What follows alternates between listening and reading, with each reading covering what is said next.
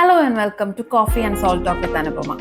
ഇന്ന് നമ്മൾ എല്ലാവർക്കും താല്പര്യമുള്ള, എല്ലാവർക്കും കൗതുകമുള്ള, എല്ലാവർക്കും അറിയാൻ ഇഷ്ടമുള്ള ഒരു വിഷയമാണ് സംസാരിക്കാൻ പോകുന്നത്. റിലേഷൻഷിപ്സ്. പുതിയ കാലത്തെ റിലേഷൻഷിപ്സ്, സോഷ്യൽ മീഡിയയിൽ സിംഗിൾ ലൈഫ് എങ്ങനെയാണ്, കേരളം ഇപ്പോഴും റിലേഷൻഷിപ്പുകളെ, ഓപ്പൺ റിലേഷൻഷിപ്പുകളെ അടക്കം അക്സെപ്റ്റ് ചെയ്യാൻ തയ്യാറായോ തുടങ്ങിയ കാര്യങ്ങളാണ് നമ്മൾ ഇന്ന് ചർച്ച ചെയ്യുന്നത്.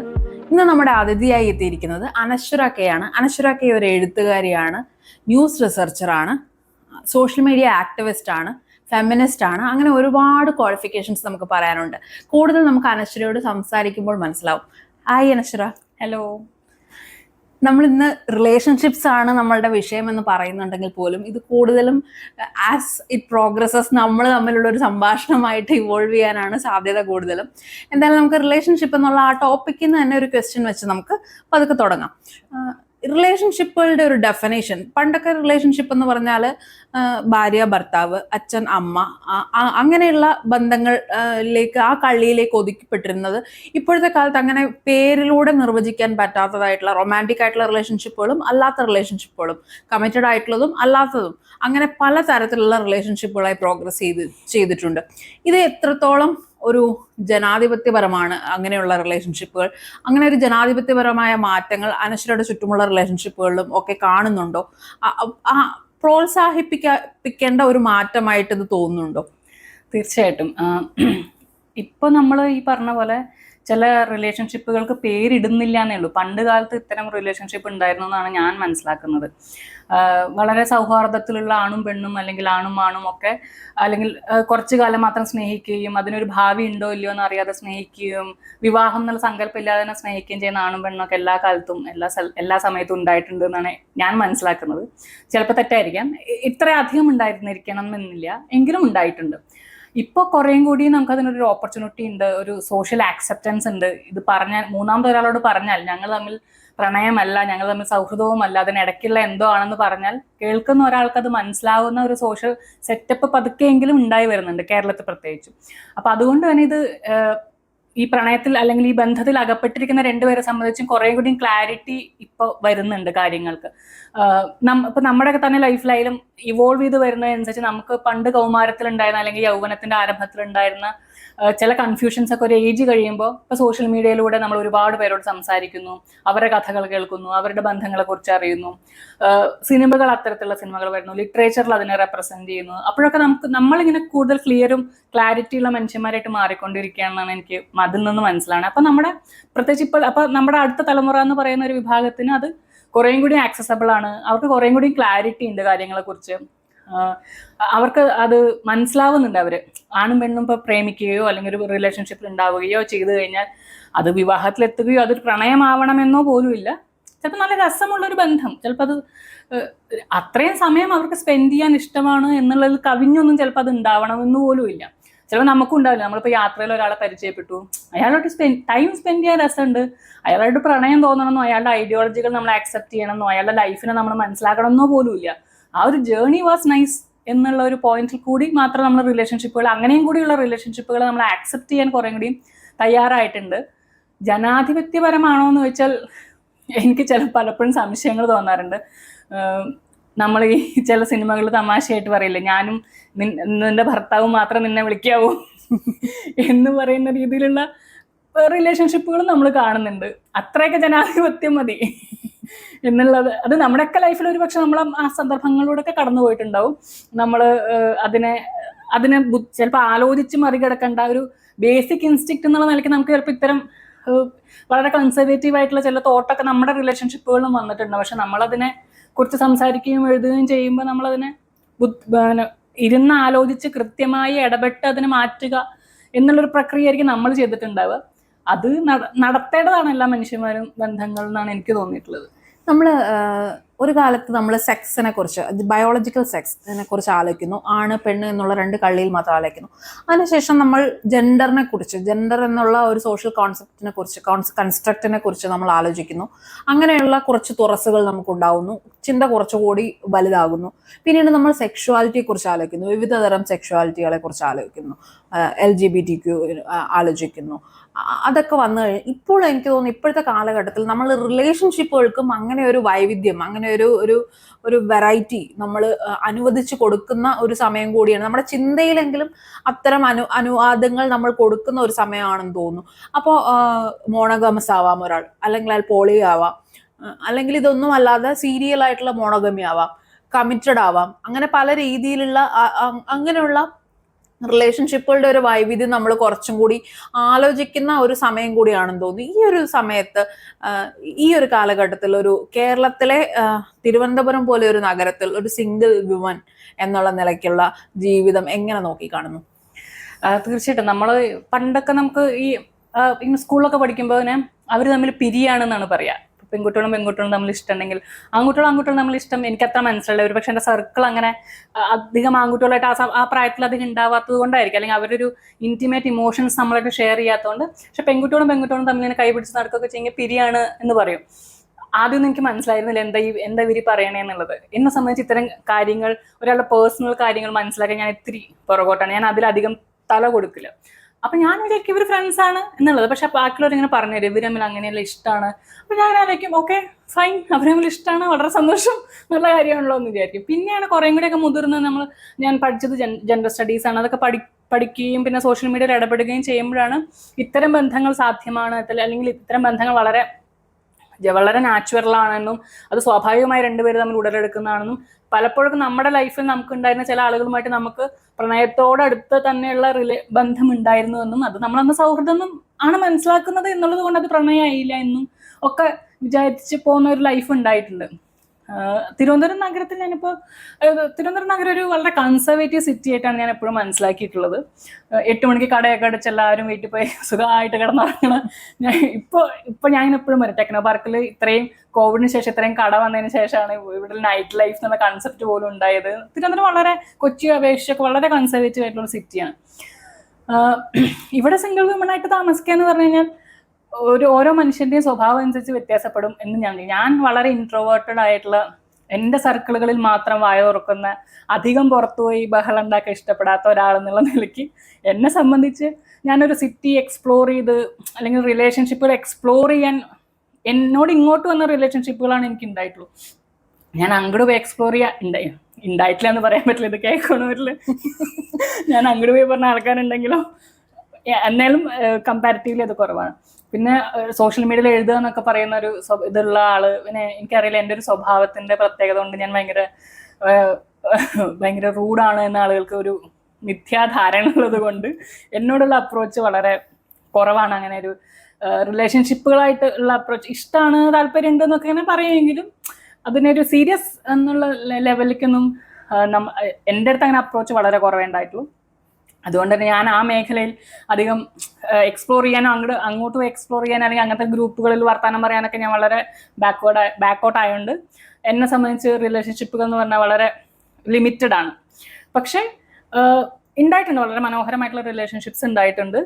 ചില റിലേഷൻഷിപ്പുകൾ അതിൽ നിന്ന് ഇറങ്ങി നോക്കുമ്പോൾ വളരെ ടോക്സിക് ആയിരുന്നു എന്ന് പിന്നീട് മനസ്സിലാക്കിയിട്ടുണ്ട്. ആ ബന്ധത്തിൽ നിൽക്കുമ്പോൾ എനിക്കത് ടോക്സിക് ആണെന്ന് മനസ്സിലായിട്ടില്ല. പക്ഷെ അതിന് പുറമെ നിന്ന് ആലോചിക്കുമ്പോൾ അങ്ങനെയൊക്കെ എന്നോട് പെരുമാറിയിട്ടുണ്ട്. ഞാനും തിരിച്ചു ചിലപ്പോൾ ടോക്സിക് ആയിരുന്നിരിക്കും കേട്ടോ. അപ്പൊ അദ്ദേഹത്തിന്റെ വേർഷൻ കേട്ടാലേ അത് മനസ്സിലാവുള്ളൂ. ഇപ്പൊ എന്റെ കഥയിൽ എപ്പോഴും നായിക ഞാനായിരിക്കുമല്ലോ, പക്ഷെ മറ്റേ കഥയിൽ ചിലപ്പോൾ ഞാൻ വില്ലത്തി ആയിരിക്കും എന്തായാലും. പക്ഷെ അങ്ങനെയുള്ള വളരെ മോശം തെരഞ്ഞെടുപ്പുകൾ ഉണ്ടായിട്ടുണ്ട്, അതിൽ തന്നെ നല്ല അനുഭവങ്ങൾ ഉണ്ടായിട്ടുണ്ട്. അതൊക്കെ കൂടിയാണ് നമ്മുടെ ലൈഫിൽ ഈ റിലേഷൻഷിപ്പ് എന്ന് പറഞ്ഞ കൺസെപ്റ്റിനെ മനസ്സിലാക്കുന്നത്. ഒരു പ്രായം വരെ ഞാൻ വിചാരിച്ചിരുന്നത് സത്യത്തിൽ ഇപ്പൊ എക്സ്ട്രാ മാരിറ്റൽ റിലേഷൻഷിപ്പ് എന്ന് പറയുന്ന ഒരു സാധനം അതിനെടുത്തു കഴിഞ്ഞാൽ എൻ്റെ ഒരു വിചാരം, ഇത് വളരെ പുരോഗമനം പറയുന്ന ആളുകൾക്കിടയ്ക്ക്, വളരെ സ്വതന്ത്രമായി ജീവിക്കുന്ന, വളരെ ഓപ്പൺ ആയിട്ട് ജീവിതത്തെ കാണുന്ന ആളുകൾക്ക് ഇടയ്ക്ക് മാത്രം ഉള്ള ഒരു അവർക്ക് അങ്ങനെ ഇഷ്ടങ്ങൾ തോന്നാം, വിവാഹം ചെയ്തു എന്നുള്ളത് കൊണ്ട് അതിൽ മാത്രം അങ്ങനെ ഒതുങ്ങി നിൽക്കില്ല ബന്ധങ്ങൾ, അതിനപ്പുറത്തേക്ക് ചിലപ്പോൾ ബന്ധങ്ങൾ വളരും, വേറൊരാളുടെ ഇഷ്ടം തോന്നാം എന്നൊക്കെയുള്ള ഇത് അത്തരമൊരു സർക്കിളിൽ മാത്രമുള്ള ഒരു കാര്യമായിട്ടാണ് ഞാൻ മനസ്സിലാക്കിയിരുന്നത്. വളരെ ലേറ്റ് ആയിട്ടൊരു 25 വയസ്സിലാണ് എംഫിൽ ഒക്കെ കഴിഞ്ഞ് ഞാൻ നാട്ടിൽ വന്ന് തിരുവനന്തപുരത്ത് ജോലിയായി. അങ്ങനെ 2015-16 സമയത്ത് ഇവിടെ നിൽക്കുമ്പോഴാണ് ഞാൻ ഇങ്ങനെ ഒരുപാട് ആളുകളായിട്ട് കമ്മ്യൂണിക്കേറ്റ് ചെയ്ത് തുടങ്ങി. അതിനു മുമ്പ് നമ്മൾ പഠിക്കുന്നു, ആ ഒരു സ്റ്റുഡൻറ് സർക്കിൾ, അതിനപ്പുറത്തുള്ള ഈ മുതിർന്ന മനുഷ്യന്മാർ, അന്ന് പ്രായത്തിന്റെ മുതിർന്ന ഇതല്ല ഞാൻ ഉദ്ദേശിക്കുന്നത്, ലൈഫിൽ സെറ്റിൽഡ് ആയ മനുഷ്യന്മാരായിട്ട് ജീവിതം വിവാഹം കഴിഞ്ഞ് കുട്ടികളായി ജീവിക്കുന്ന ആളുകളായിട്ടൊരു സർക്കിൾ എനിക്കില്ലായിരുന്നു. അതിനുശേഷമാണ് ആ ഒരു സർക്കിൾ വരുന്നത്. അപ്പോഴാണ് എക്സ്ട്രാ മാരിറ്റൽ റിലേഷൻഷിപ്പ് എന്ന് പറയുന്നത് വളരെ രസകരമായി കൊണ്ടുപോകുന്ന, അതിന്റെ ശരി തെറ്റ് അതിലുള്ള എത്തിക്സ് ഒന്നും ഞാനിവിടെ ചർച്ച ചെയ്യാൻ ആഗ്രഹിക്കുന്നില്ല, അത് ഇറ്റ്സ് വെരി പേഴ്സണൽ. ഞാൻ പറഞ്ഞ അത്തരം ബന്ധങ്ങൾ വളരെ രസകരമായി കൊണ്ടുപോകുന്ന, അതിനെക്കുറിച്ച് ഓപ്പൺ ആയിട്ട് സംസാരിക്കുന്ന, ഒരു ചളിപ്പോ അല്ലെങ്കിൽ ഇതൊരു അയ്യോ മറ്റേ അവർ കേട്ടാൽ എന്ത് വിചാരിക്കും അങ്ങനെയുള്ള ചളിപ്പുകളൊന്നും ഇല്ലാതെ വളരെ രസകരമായി അതിനെക്കുറിച്ച് സംസാരിക്കുന്ന ആളുകളെ കാണുന്നതും അവരുമായിട്ട് ഇടപഴകുന്നതും അപ്പൊക്കെ ഞാൻ ഇങ്ങനെ ആലോചിക്കും, അപ്പൊ ഇങ്ങനെയൊക്കെ ഉണ്ട് അല്ലേ ബന്ധങ്ങൾ. ഇങ്ങനെയും നമുക്ക് ബന്ധങ്ങൾ ഡിഫൈൻ ചെയ്യാം അല്ലെ, ഇങ്ങനെ ഇതിനെ മുന്നോട്ട് കൊണ്ടുപോകാം അല്ലെ. ഇതില് ഈ ചിലപ്പോൾ നമ്മൾ പുറമേ നിന്ന് ആലോചിക്കുന്ന അത്രയധികം പ്രശ്നങ്ങൾ ഇല്ലാതെ തന്നെ ഒരു ഹസ്ബൻഡ് ആൻഡ് വൈഫ് എന്ന റിലേഷൻഷിപ്പിനെ ഇപ്പോൾ ഓപ്പൺ റിലേഷൻഷിപ്പ് ആയിട്ട് കൊണ്ടുപോകാൻ പറ്റും.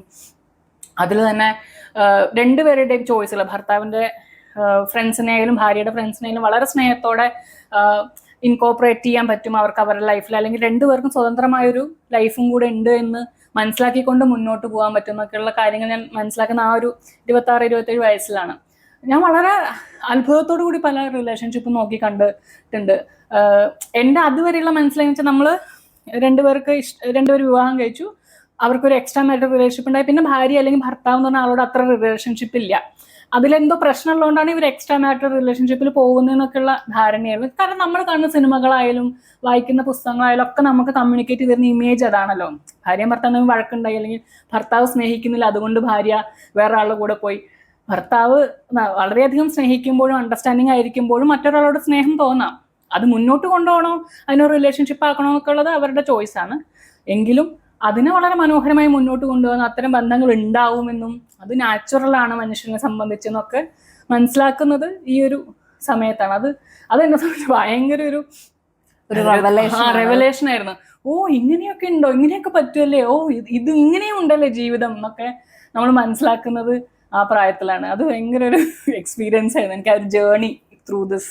അത് തിരുവനന്തപുരത്ത് നിന്ന് ഒരു വർക്ക് ലൈഫിന്റെ പാർട്ടായിട്ട് ഉണ്ടായ ഒരു തിരിച്ചറിവ്. അങ്ങനെ ഒരു തിരിച്ചറിവ് ഉണ്ടായതിനു ശേഷവും ഈ പഴയ രീതികൾ, അതായത് ഞാൻ സദാചാര കണ്ണുകൾ എന്ന് തന്നെ പറയാം, നമ്മുടെ സമൂഹത്തിന് സ്ത്രീകളെ കുറിച്ച് പ്രത്യേകിച്ചും അത്തരം ഒരു സദാചാര കണ്ണുകൾ വളരെയധികം ഉണ്ട്. അനശ്വര പ്രത്യേകിച്ചും ഒരുപാട് എഴുതുന്ന ആളാണ്, എഴുത്തിൽ വളരെ സത്യസന്ധമായി എഴുതുന്ന ഒരാളാണ്. ഇമോഷൻസിനെ കുറിച്ചാണെങ്കിലും ഫീലിങ്സിനെ കുറിച്ചാണെങ്കിലും റിലേഷൻഷിപ്പുകളെ കുറിച്ചാണെങ്കിലും ഒക്കെ വളരെ തുറന്ന് എഴുതുന്ന ഒരാളാണ്, തുറന്ന് ജീവിക്കുന്ന ഒരാളാണ്. ഒരു ഇൻട്രോവേർട്ട് ആണ് എന്ന് പറയുമ്പോൾ പോലും ഈ സോഷ്യൽ മീഡിയ എന്ന് പറയുന്ന ഒരു ലോകം ഇൻട്രോവേർട്ടിന്റെ ഒരു കംഫർട്ട് സോൺ ആണല്ലോ. നമുക്ക് നമ്മളോട് സംസാരിക്കുന്നത് പോലെ തന്നെ തോന്നുമെങ്കിലും അത് ആയിരക്കണക്കിന് ആളുകൾ കാണുന്നുണ്ട്. അങ്ങനെ ഒരു സദാചാര ക്വസ്റ്റ്യനിങ് അനശ്വര നേരിട്ടിട്ടുണ്ടോ? ഞാൻ ജനിച്ചു വളർന്നത് ഒരു കൺവെൻഷണൽ ഫാമിലിയിലല്ല. എൻ്റെ അച്ഛനും അമ്മയും ലിവിങ് റിലേഷൻഷിപ്പിലായിരുന്നു. അദ്ദേഹം എൻ്റെ രണ്ടാം അച്ഛനാണ്. എൻ്റെ ബയോളജിക്കൽ ഫാദറിനെ ഡിവോഴ്സ് ചെയ്തിട്ട് അമ്മ 42-ാം വയസ്സിൽ പ്രണയിച്ച ആളെ കൂടെ ലിവിങ് റിലേഷൻഷിപ്പിലാവുകയായിരുന്നു എൻ്റെ 16 വയസ്സിൽ. എന്നെ സംബന്ധിച്ച് ഫാമിലി എന്ന് പറഞ്ഞാൽ വളരെ ഫ്ലൂയിഡ് ആയിട്ടുള്ള ഒരു സാധനമായിട്ടാണ് ഫീൽ ചെയ്തില്ല. ഇങ്ങനെ ഭയങ്കര കൺസ്ട്രക്റ്റഡ് ആയിട്ടുള്ള ഒരു സാധനമായിട്ട് ഫീൽ ചെയ്തില്ല. കാരണം എൻ്റെ 16-ാം വയസ്സിലാണ് അമ്മയുടെ അച്ഛനെ ഡിവോഴ്സ് നടക്കണം, ഇവർ ലിവിങ് റിലേഷൻഷിപ്പിൽ പോകണു. ആ സമയത്തുള്ള ഇമോഷണൽ പ്രശ്നങ്ങളൊക്കെ ഉണ്ടെങ്കിൽ തന്നെയും അതൊരു ഫാമിലി എന്ന് പറഞ്ഞ കൺസെപ്റ്റിനെ പൊളിച്ചെഴുതുന്ന ഒരു സാധനമായിരുന്നു. അപ്പം ഞാനൊരു കൺസർവേറ്റീവ് ഫാമിലിയിലല്ലാത്തതുകൊണ്ട് തന്നെ എനിക്ക് വീട്ടിൽ നിന്നുള്ള ചോദ്യങ്ങളൊന്നുമില്ല. അപ്പം എൻ്റെ റിലേഷൻഷിപ്പുകളെ കുറിച്ചും എൻ്റെ കാമുകന്മാരെ കുറിച്ചൊക്കെ ഒട്ടുമിക്ക ആൾക്കാരെ കുറിച്ച് എൻ്റെ അച്ഛനും അമ്മയ്ക്കും അറിയായിരുന്നു. അതിനെക്കുറിച്ച് ചിലപ്പോൾ ഞാൻ ഭയങ്കരമായിട്ട് കളിയാക്കും, അവരുടെ പേരിൽ ഇതെന്ത് ചോയ്സ് ആണെന്നൊക്കെ ചോദിച്ച് കളിയാക്കും. അങ്ങനെ ഇപ്പോഴും ഓർമ്മയുണ്ട്, അച്ഛൻ്റെ ഫ്രണ്ടുമായിട്ട് ഇങ്ങനെ ജിമെയിൽ പാസ്വേഡിനെ കുറിച്ച് സംസാരിക്കുകയായിരുന്നു. അപ്പോൾ ആ സുഹൃത്ത് അച്ഛന് പറഞ്ഞു കൊടുക്കുകയാണ്, ശിവദാസേട്ടാ നമ്മൾ ജിമെയിലിൻ്റെ പാസ്വേഡൊക്കെ എപ്പോഴും 6 മാസം കൂടുമ്പോൾ മാറ്റണം, അല്ലെങ്കിൽ അത് സെക്യൂരിറ്റി ത്രെട്ടാണ്, നമ്മളിങ്ങനെ എപ്പോഴും ഒരേ പാസ്വേഡ് യൂസ് ചെയ്തത്. അപ്പം അച്ഛൻ അനശ്വര അത് കറക്റ്റായിട്ട് ചെയ്യുന്നത്, അവൾ എപ്പോഴും കാമുകന്മാരുടെ പേരിടും. അതിൻ്റെ അർത്ഥം ഞാൻ 6 മാസം കൂടുമ്പോൾ കാമുകന്മാരെ മാറ്റുന്നതാണ്. അത്രയും എൻ്റെ റിലേഷൻഷിപ്പുകൾ അവർ ആക്സെപ്റ്റ് ചെയ്യുകയും അതിലങ്ങനെ എന്നാൽ ഇത്ര റിലേഷൻഷിപ്പ് ഉണ്ടോ, ഇങ്ങനെയാണോ, അങ്ങനെയൊന്നും അവരെ ഒരിക്കലും ഉണ്ടായിട്ടില്ല. അതുകൊണ്ട് തന്നെ വീട്ടിൽ നിന്നുള്ളൊരു സദാചാര ക്വസ്റ്റ്യൻ എനിക്ക് ജീവിതത്തിൽ ഉണ്ടായിട്ടേ ഇല്ല. പിന്നെ എൻ്റെ സ്വഭാവം അനുസരിച്ച് എൻ്റെ ഒരു സർക്കിളിന് പുറത്തുള്ള മനുഷ്യന്മാർ എന്ത് പറയുന്നു എന്നുള്ളത് ഞാൻ ഇതുവരെ കൺസേൺഡ് അല്ല. ആളുകൾ എന്നെ കുറിച്ച് വളരെ സദാചാരപരമായി സംസാരിക്കുന്നുണ്ട് എന്ന് ഞാൻ പല കോണുകളിൽ നിന്ന് കേട്ടിട്ടുണ്ടെങ്കിലും അത് എന്നെ സംബന്ധിക്കുന്ന വിഷയമല്ലാത്തതുകൊണ്ട് നേരിട്ട് എന്നോട് ആരും സദാചാരപരമായിട്ടുള്ള ചോദ്യം അത് അങ്ങനെ ചിലപ്പോൾ സോഷ്യൽ മീഡിയയിൽ കമന്റ്സിലൊക്കെ വരുന്നുള്ളല്ലാതെ ഞാൻ ആൻസറബിൾ ആയിട്ടുള്ള ഒരു പൊസിഷനിൽ നിന്ന് എനിക്ക് ഒരിക്കലും അങ്ങനെ ഒരു ക്വസ്റ്റ്യനിങ് വന്നിട്ടില്ല. അങ്ങനെ അല്ലാത്ത സ്ഥലത്തൊന്നും വരെ ഞാൻ അത്ര ബോധർ ചെയ്യൂല. അതുകൊണ്ട് എൻ്റെ വളരെ ക്ലോസ് സർക്കിളിലെ മനുഷ്യന്മാർക്കൊക്കെ എന്നെ മനസ്സിലാവുകയും അല്ലെങ്കിൽ അത്തരം മനുഷ്യന്മാരാണ് എൻ്റെ ക്ലോസ് സർക്കിളിലേക്കും വരുന്നത് എന്നുള്ളത് കൊണ്ടും ഞാൻ വളരെ കംഫർട്ടബിൾ ആണ് എൻ്റെ ബന്ധങ്ങളെ കുറിച്ച് പറയാനും അല്ലെങ്കിൽ അതിനെ എക്സ്പ്രസ് ചെയ്യാനൊക്കെ. എനിക്കൊരിക്കലും അതിലൊരു പ്രശ്നം ഫീൽ ചെയ്തിട്ടില്ല. പിന്നെ എന്നെ സംബന്ധിച്ച് നമ്മൾ ചെയ്യുന്ന സത്യമാണെങ്കിൽ അത് ഞാൻ തുറന്ന് പറയാനും കാണിക്കാനും എപ്പോഴും സന്നദ്ധയാണ്. ഞാൻ പണ്ട് പഠിക്കുമ്പോൾ എനിക്ക് +2 എന്നൊക്കെ പഠിക്കുമ്പോൾ ഒരു പ്രേമുണ്ടായിരുന്നു. അപ്പോൾ എൻ്റെ അമ്മ അതേ സ്കൂൾ ടീച്ചറാണ്, പറയാലോ, ടീച്ചറുടെ മകൾ. എനിക്ക് ആ ഒരു ക്വാളിറ്റിയും ഇല്ല. ഞാൻ അധികം പഠിക്കില്ല, ഞാൻ കുരുത്തക്കേടിൻ്റെ ആശാത്തിയാണ്, ഞാൻ മുടി വെട്ടി നടക്കും, എൻ്റെ ഫ്രണ്ട്സൊക്കെ ആമ്പിള്ളേരാണ്. ഇമാതിരി അത് ഞാൻ പഠിച്ചതൊരു ഞാൻ എപ്പോഴും ഗവൺമെൻറ് സ്കൂളിലേ പഠിച്ചിട്ടുള്ളൂ. എൻ്റെ നാടാണെങ്കിൽ ഒരു വളരെ ചെറിയൊരു ഗ്രാമമാണ്. അപ്പം അവിടുത്തെ ടീച്ചേഴ്സ് സമൂഹം എന്നൊക്കെ പറഞ്ഞാൽ അങ്ങനെ ആയിരിക്കില്ല. രമ ടീച്ചറുടെ മോള് എപ്പോഴും ആമ്പിള്ളേരുടെ കൂടിയാണ്, ബോയ് കട്ട് ചെയ്തിട്ടേ നടക്കൂ, ജീൻസ് ഇടും, ഇങ്ങനെയൊക്കെ കുറ്റാണ്. അപ്പോൾ ഞാൻ അന്ന് എനിക്ക് ക്ലാസ് പഠിക്കുന്ന ഒരു പയ്യനായിട്ട് ഇഷ്ടമുണ്ടായിരുന്നു. അപ്പം ഞങ്ങൾ തമ്മിൽ എന്തോ ക്ലാസ്സിലിരുന്ന് സംസാരിച്ചു എന്ന് പറഞ്ഞിട്ട് അമ്മേനെ ആരോ വിളിച്ച് പറഞ്ഞു.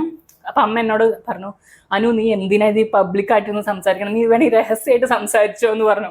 ഞാൻ തിരിച്ചു ചോദിച്ചു, എന്തിനാ നമ്മൾ രഹസ്യമായിട്ട് സംസാരിക്കണേ, ഞാൻ ചെയ്യണത് എന്താ തെറ്റുള്ളത്, അവിടെ അത്രയും ഫ്രണ്ട്സ് ഉണ്ട് എൻ്റെ കൂടെ, ഞങ്ങൾ എന്താ ചെയ്തേ, അവിടെ ഒന്ന് സംസാരിച്ചു എന്നല്ലേ ഉള്ളൂ എന്നൊക്കെ അന്നേ ഞാൻ അങ്ങനെയാണ്. അപ്പോൾ എനിക്കിനെ ഞാൻ ഒളിച്ച് ചെയ്തിട്ടില്ല. ചില കാര്യങ്ങൾ, ചിലത് ഞാൻ കംഫർട്ടബിൾ അല്ലാത്ത കാര്യങ്ങൾ ചെയ്തിട്ടുണ്ടെങ്കിൽ അത് ഞാൻ ചിലപ്പോൾ ഒളിച്ച് വെച്ചിട്ടുണ്ടാവും. പക്ഷേ മോസ്റ്റ് ഓഫ് ദ ടൈം ഞാൻ റിലേഷൻഷിപ്പുകളെ കുറിച്ച് എനിക്കങ്ങനെ ഒരാൾ കേൾക്കും അല്ലെങ്കിൽ അറിയും എന്നുള്ളതൊന്നൊരു ഭയങ്കര പ്രശ്നമായിട്ടില്ല. അത് എൻ്റെ ഒരു കഴിവുകൊണ്ടല്ല അത് ശരിക്കും. അത് എനിക്ക് ഫാമിലിയിൽ നിന്ന് അങ്ങനെ ചോദ്യം വരില്ല എന്ന് 101% ഉറപ്പുള്ളതുകൊണ്ട് എനിക്കത് ചെയ്യാം. ഞാൻ അത്രയും പ്രിവിലേജ്ഡ് ആണ് ആ കാര്യത്തിൽ എന്നുള്ളത് കൊണ്ട് ഇപ്പോൾ പോലും ഇപ്പം എനിക്കൊരു റിലേഷൻഷിപ്പ് ഉണ്ടെങ്കിൽ ഞാൻ വീഡിയോ കോൾ ഉണ്ടെങ്കിൽ എൻ്റെ അമ്മ അടുത്ത് കിടക്കുന്നുണ്ടാവും. അമ്മയ്ക്ക് സംബന്ധിച്ചത് പ്രശ്നമല്ല. അമ്മ അവരോട് സംസാരിക്കും, അമ്മ അവരോട് രാഷ്ട്രീയം സംസാരിക്കും, കാര്യങ്ങളൊക്കെ ഭയങ്കര ഇതായിട്ട് സംസാരിക്കുക, ചിലപ്പോൾ എന്നൊക്കെ കൂട്ടാവും, അങ്ങനെയൊക്കെ ഉണ്ടാവും. അല്ലാതെ അമ്മ അതിന് അങ്ങനെ ഒരു എന്നാലും എൻ്റെ മകൾ വേറൊരു പുരുഷനോട് സംസാരിക്കണം അങ്ങനെ ഒരു ഉണ്ടായിട്ടേ ഇല്ല എൻ്റെ ലൈഫിൽ. അതുകൊണ്ട് തന്നെ സദാചാരം എൻ്റെ ലൈഫിൽ അങ്ങനെ ഒരു റോള് പ്ലേ ചെയ്തിട്ടില്ല അധികം. ഈ എഴുത്ത് സോഷ്യൽ മീഡിയയിൽ, ഫേസ്ബുക്കിലാണ് കുറെ അധികം എഴുതുന്നത്. ഇൻസ്റ്റാഗ്രാമിലും വളരെയധികം ഫോളോവേഴ്സ് ഉള്ള ഒരു വ്യക്തിയാണ്. പ്രത്യേകിച്ച് ചെറിയ പ്രായത്തിലുള്ള കുട്ടികളുടെ അവരുടെ ഒരു റിലേഷൻഷിപ്പിനെ കുറിച്ചുള്ള കാഴ്ചപ്പാടിനെ കുറിച്ചൊക്കെ അവരോട് സംസാരിക്കാൻ ഇട വന്നിട്ടുണ്ടോ? ഇപ്പോഴത്തെ കുട്ടികൾ നമ്മളുടെ ഒരു റോസ്റ്റിൻ്റെ ഗ്ലാസസ് എന്നൊക്കെ പറയുന്ന പോലെ നമ്മളുടെ ഒരു പ്രതീക്ഷ എന്ന് പറഞ്ഞാൽ അവർ കൂടുതൽ ഓപ്പൺ ആണ്, കൂടുതൽ ജനാധിപത്യപരമാണ് അവരുടെ ബന്ധങ്ങൾ എന്നൊക്കെ പറയുമ്പോൾ പോലും വളരെ ടോക്സിക് ആയിട്ടുള്ള ബന്ധങ്ങളുടെ റീലുകളായിട്ടും ക്രിയേറ്റീവ് ആയിട്ടുള്ള പ്രൊഡക്ഷൻസ് ആയിട്ടും ഒക്കെ നമ്മൾ വളരെ ടോക്സിക് ആയിട്ടുള്ള കലിപ്പൻ കാന്താരി മോഡൽ കാണുന്നുണ്ട്. ഈ വളരെ നമ്മുടെ തലമുറയൊക്കെ പോലെ തന്നെ വളരെ മിക്സഡ് ആയിട്ടുള്ള നല്ലതും ചീത്തയും ഉള്ള ഒരു തലമുറ തന്നെ ആണോ, അതോ കൂടുതലും കുറച്ചും കൂടി അവർ ഓപ്പൺ ആണ്, തലമുറ മാറുന്നതനുസരിച്ച് പുരോഗതി പ്രാപിക്കുന്നതായിട്ട് തോന്നിയിട്ടുണ്ടോ അനശ്വരയ്ക്ക്? നമ്മുടെ ഈ നേരത്തെ പറഞ്ഞ സിനിമയും ലിറ്ററേച്ചറും ഒക്കെ ഇവർക്ക് കൊടുക്കുന്ന ഇമേജ് കലിപ്പൻ കാന്താരി സാധനമാണ്. അതുകൊണ്ട് വലിയൊരു വ്യത്യാസമൊന്നും എനിക്ക് ഫീൽ ചെയ്തിട്ടില്ല. പിന്നെ ഇൻസ്റ്റാഗ്രാമിൽ എന്നോട് കമ്മ്യൂണിക്കേറ്റ് ചെയ്യുന്ന ആൺകുട്ടികളാണ് കൂടുതൽ, ഒരു 23-25. അവരുടെ കൺസെപ്റ്റ് ഓഫ് അപ്രോച്ചൊക്കെ ഭയങ്കര പ്രശ്നാധിഷ്ഠിതമായ സാധനങ്ങളാണ്. ഞാനത് അധികം എൻ്റർടൈൻ ചെയ്യിപ്പിക്കാറില്ല. കാരണം ചിലപ്പോൾ നമുക്ക് ഒന്നും സംസാരിക്കാനുണ്ടാവില്ല അവരോട്, അല്ലെങ്കിൽ അവരുടെ കൺസെപ്റ്റ് ഓഫ് റിലേഷൻഷിപ്പ് ഇപ്പോഴും വളരെ കൺസർവേറ്റീവായിട്ട് ഉള്ളതാണെന്ന് എനിക്ക് തോന്നിയിട്ടുണ്ട്. എനിക്ക് കുറേ കൂടി ചെറിയ കുട്ടികൾ, ഇപ്പോൾ എൻ്റെ ചേച്ചിയുടെ മകൻ്റെ ഒക്കെ പ്രായമുള്ള കുട്ടികളിൽ കുറേയും കൂടി മാറ്റം ഞാൻ നിരീക്ഷിച്ചിട്ടുണ്ട്. ചിലപ്പോൾ ഞാൻ ഇടപെടുന്ന ഇതിൻ്റെയും കൂടി ഇതായിരിക്കും കേട്ടോ. ഇപ്പം മിലൻ്റെ ഒക്കെ പ്രായത്തിലുള്ള കുട്ടികൾ കുറേയും കൂടി അവനൊക്കെ കുറേ കൂടി റിലേഷൻഷിപ്പുകളെ കുറിച്ച് മനസ്സിലാവുന്ന കാര്യങ്ങളുണ്ട്. ഇപ്പം ഞാൻ ഇടയ്ക്ക് എൻ്റെ ബോയ്ഫ്രണ്ടിനോട് ഫോൺ ചെയ്യുമ്പോൾ അവൻ അടുത്തുണ്ടെങ്കിൽ എന്നോട് ഇങ്ങനെ വളരെ സീരിയസ് ആയിട്ട് ചോദിക്കും, അനു ഇത് എന്തിനാ എപ്പോഴും വിളിക്കണേന്നൊക്കെ. അപ്പം ഞാൻ പറഞ്ഞു ഇഷ്ടമുള്ളതുകൊണ്ട്. റൊമാൻസാ? അപ്പം ഞാൻ പറഞ്ഞു അതെ. കല്യാണം കഴിക്കുമോ? ഞാൻ പറഞ്ഞു ഇല്ല, കല്യാണം കഴിക്കില്ല.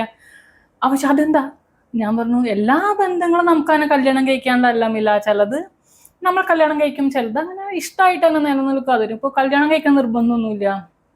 ഓ ഓക്കെ എന്നൊക്കെ പറഞ്ഞ് ഭയങ്കര കൂലങ്കഷമായിട്ട് അവൻ ആലോചിക്കുകയൊക്കെ ചെയ്യും. കുട്ടികൾ ഇതിനെക്കുറിച്ച് കുറേയും കൂടി കാര്യമായിട്ട് ആലോചിക്കുന്നുണ്ട് എന്ന് എനിക്ക് തോന്നുന്നു. അതെ, ഇത് എന്താണ് ബന്ധങ്ങൾ എന്നൊക്കെ അറിയാൻ വേണ്ടിയിട്ട്. ഇപ്പോൾ എൻ്റെ ഫാമിലി തന്നെയുള്ള ടീനേജിലുള്ള കുട്ടികൾ അവരവരുടെ പാരൻസിനോട് അവരുടെ റിലേഷൻഷിപ്പിനെ കുറിച്ചൊക്കെ പറയുന്നുണ്ട്. ആ കുട്ടികൾ ഈ പാരൻസിനോട് സംസാരിക്കുന്നുണ്ട്. അപ്പോൾ ഇവർ കമ്മ്യൂണിക്കേറ്റ് ചെയ്യുന്നുണ്ട്. നമ്മുടെ തലമുറയിലുള്ള പോലെ പാരൻസിനോട് പറയാനുള്ള പേടി ഒരു പരിധി വരെ കുറഞ്ഞിട്ടുണ്ടെന്ന് എനിക്ക് തോന്നിയിട്ടുണ്ട്. അവർക്കത് കമ്മ്യൂണിക്കേറ്റ് ചെയ്യാൻ ഒരു സ്പേസ് ഉണ്ട്. അങ്ങനെ അല്ലാത്ത ഫാമിലീസും ഉണ്ട്. നമ്മൾ ഇടപെടുന്ന ഫാമിലീസ് കുറെ കൂടി സ്വതന്ത്രമായി ചിന്തിക്കുന്നതാണോ എന്ന് അറിയില്ല. പക്ഷെ റിലേഷൻഷിപ്പുകൾ അടിസ്ഥാനമായ ജനാധിപത്യ ബോധം നമ്മുടെ തലമുറയെ പോലെ തന്നെ ഈ തലമുറയ്ക്ക് ഉള്ളതായിട്ട് എനിക്ക് തോന്നിയിട്ടില്ല. ഈ നമ്മുടെയൊക്കെ മനസ്സിൽ കിടക്കണ ചില ഈ അടിയുറച്ചു പോയ കുറേ കാര്യങ്ങളുണ്ടല്ലോ ബന്ധങ്ങളെ കുറിച്ച്. അങ്ങനെ ആയാലേ ബന്ധമുള്ളൂ, ഇങ്ങനെ ആയാലേ ശരിയാവുള്ളൂ, എന്തൊക്കെയായാലും ചേട്ടൻ ഒരു ചായ ഞാൻ ഉണ്ടാക്കി കൊടുക്കാതെ ഇന്ന് എനിക്ക് സമാധാനം കിട്ടില്ല എന്നുള്ളത് നമ്മുടെ തലച്ചോറിൽ ഉണ്ടായി പോയി. അത് ഇനി നമ്മളത് ഒരുപാട് അൺലേൺ ചെയ്യുന്നുണ്ട്. ഈ കുട്ടികളും എനിക്ക് തോന്നുന്നു ഒരു പ്രായമെത്തുമ്പോൾ അവർ കുറേയും കൂടി മനസ്സിലാക്കും തോന്നുന്നു. പിന്നെ അവർ കുറേ കൂടി വിദേശ സിനിമകൾ കാണുന്നു, കൊറിയൻ സീരീസുകൾ കാണുന്നു. അതാണല്ലോ ഇപ്പൊ ഒരു ട്രെൻഡ്, കൊറിയൻ സീരീസ് കാണുന്നതാണല്ലോ. നമുക്ക് പലപ്പോഴും ക്രിഞ്ച് തോന്നുന്ന കാര്യങ്ങളൊക്കെ അവരതിന് വളരെ ഇതായിട്ട് എടുക്കുന്നുണ്ട്. പക്ഷെ ഈ പ്രേമം എന്ന് പറയുമ്പോൾ അല്ലെങ്കിൽ ഒരു റിലേഷൻഷിപ്പ് എന്ന് പറയുമ്പോൾ എപ്പോഴും വിവാഹം കഴിക്കാനുള്ള ബന്ധമായിട്ടും ഒക്കെ തന്നെയാണ് അവർ മനസ്സിലാക്കുന്നത്. എങ്കിലും ഇപ്പൊ കുറേശ്ശെ മറ്റേ നമ്മള് ഒരു പാത്രത്തിൽ ചെളിവെള്ളം എടുത്ത് വെള്ളം ഒഴിച്ചാൽ ശുദ്ധീകരിക്കുന്ന പോലെ കുറെ സമയം എടുത്തത് മാറി മാറി മാറി വരുന്നുണ്ട്. ഈ കൊറിയൻ സീരീസിനെ കുറിച്ച് പറഞ്ഞപ്പോഴാണ്, കൊറിയൻ സീരീസുകൾ ഈ പറഞ്ഞ ട്രഡീഷണൽ വാല്യൂസ് കുറെ കൂടി അടിച്ചേൽപ്പിക്കുന്ന ഒരു സംഗതിയായിട്ട് തോന്നിയിട്ടുണ്ട്. അതിലും ഈ പറഞ്ഞതുപോലെ ഒരാളെ വളരെ ചെറിയ പ്രായത്തിൽ ടീനേജിലൊക്കെ ഒരാളെ പ്രേമിക്കുക, പിന്നീട് എക്കാലവും അയാൾ തന്നെ എന്നുള്ള ഒരു രീതിയിൽ ഒരു ഫോർ എവർ റിലേഷൻഷിപ്പ്. എനിക്ക് തോന്നുന്നു ഒരു ജോക്ക് ഉണ്ട്, നമ്മളൊരു 3-4 സീസണൊക്കെ കഴിയുമ്പോൾ അവരൊന്ന് കിസ് ചെയ്യാനെന്ന് കൊറിയൻ സീരീസിലൊക്കെ.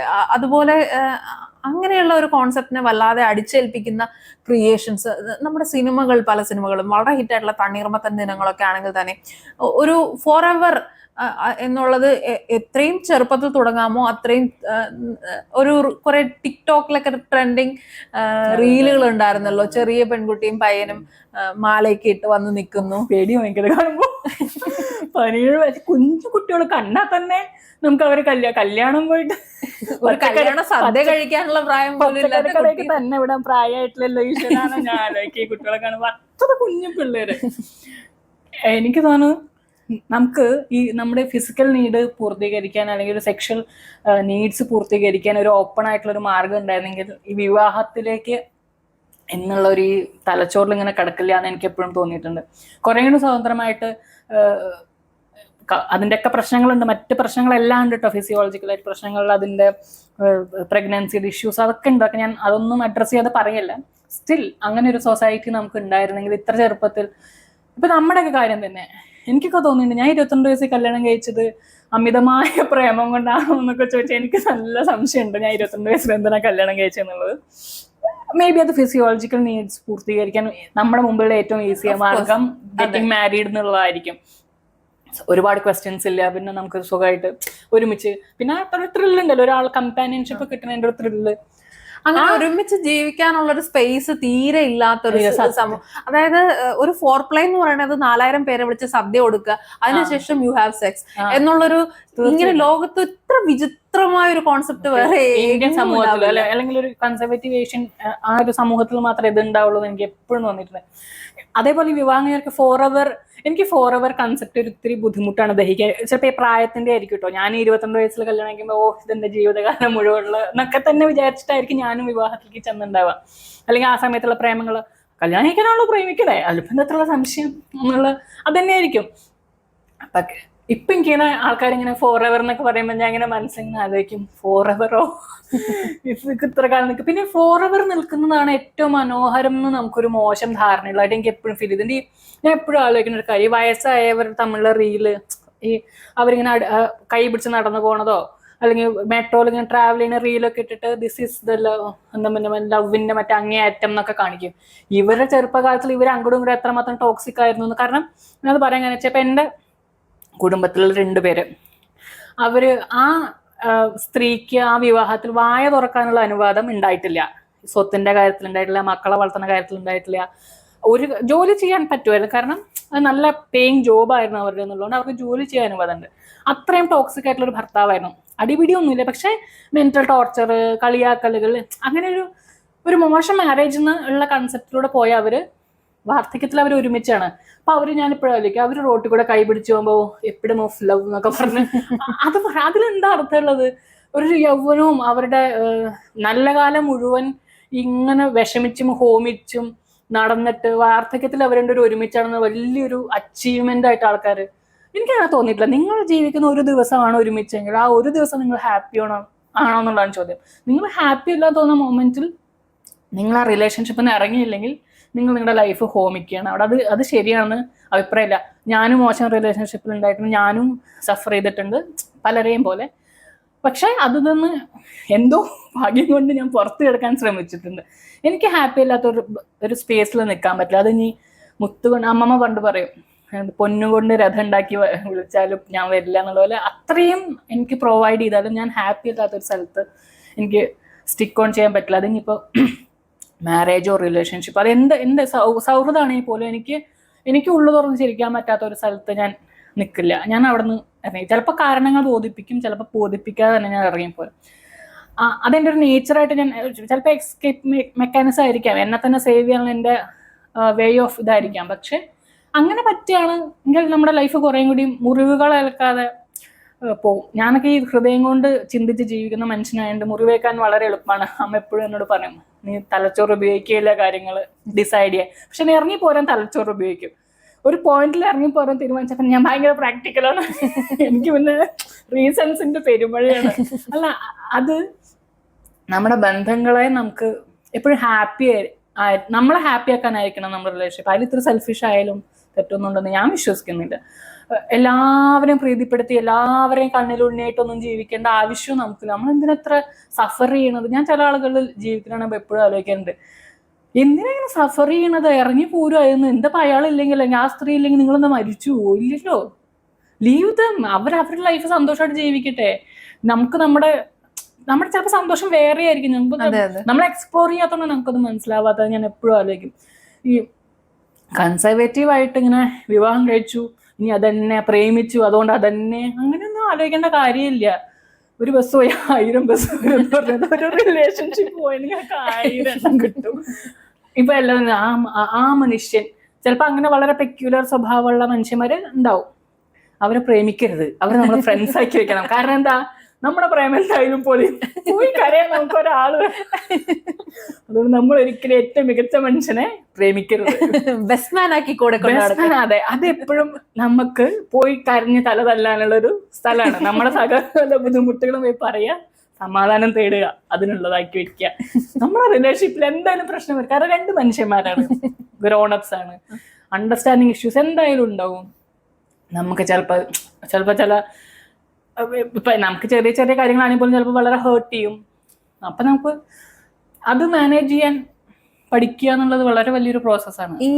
ഈ പറഞ്ഞ ഒത്തുതീർപ്പുകൾ പ്രത്യേകിച്ച് സ്ത്രീയുടെ ഭാഗത്തുനിന്ന്, സ്ത്രീ ഒരുപാട് സഫർ ചെയ്തുകൊണ്ട് ഒരു റിലേഷൻഷിപ്പ് മുമ്പോട്ട് കൊണ്ടുപോവുക, അവരുടെ ത്യാഗത്തിന്റെ പുറത്ത് കുടുംബങ്ങൾ കെട്ടിപ്പടുത്തുക, അങ്ങനെയുള്ള ഒരു കോൺസെപ്റ്റിൽ നിന്ന് നമ്മുടെ തലമുറ കുറച്ചൊക്കെ മാറി അതിനുശേഷമുള്ള തലമുറ കുറെ കൂടി മാറുന്നുണ്ടെന്നാണ് എനിക്ക് തോന്നുന്നത്. പെൺകുട്ടികളെങ്കിലും അവരുടേതായിട്ടുള്ള ചോയ്സ് എടുക്കാൻ കുറച്ചും കൂടെ വില്ലിങ് ആവുന്നുണ്ട്, കുറേയൊക്കെ പെൺകുട്ടികളെങ്കിലും. കുറച്ച് പെൺകുട്ടികൾ ഈ പറഞ്ഞതുപോലെ ഏട്ടായി കോഫി എന്നുള്ള ഒരു ആംഗിളിൽ നിൽക്കുന്നുണ്ടെങ്കിൽ പോലും കുറെ കൂടി പെൺകുട്ടികൾ അവരുടെ കരിയർ സെറ്റ് ചെയ്യുക, അതിനിടയ്ക്ക് അവർക്കൊരു റിലേഷൻഷിപ്പ് ഉണ്ടാവുന്നെങ്കിൽ ഉണ്ടാവുന്നു, അതിനുവേണ്ടി അവരുടെ കരിയറോ അവരുടെ ഹാപ്പിനെസ്സോ അവരുടെ ലൈഫോ മാറ്റി വെക്കാൻ അവർ തയ്യാറാവുന്നില്ല.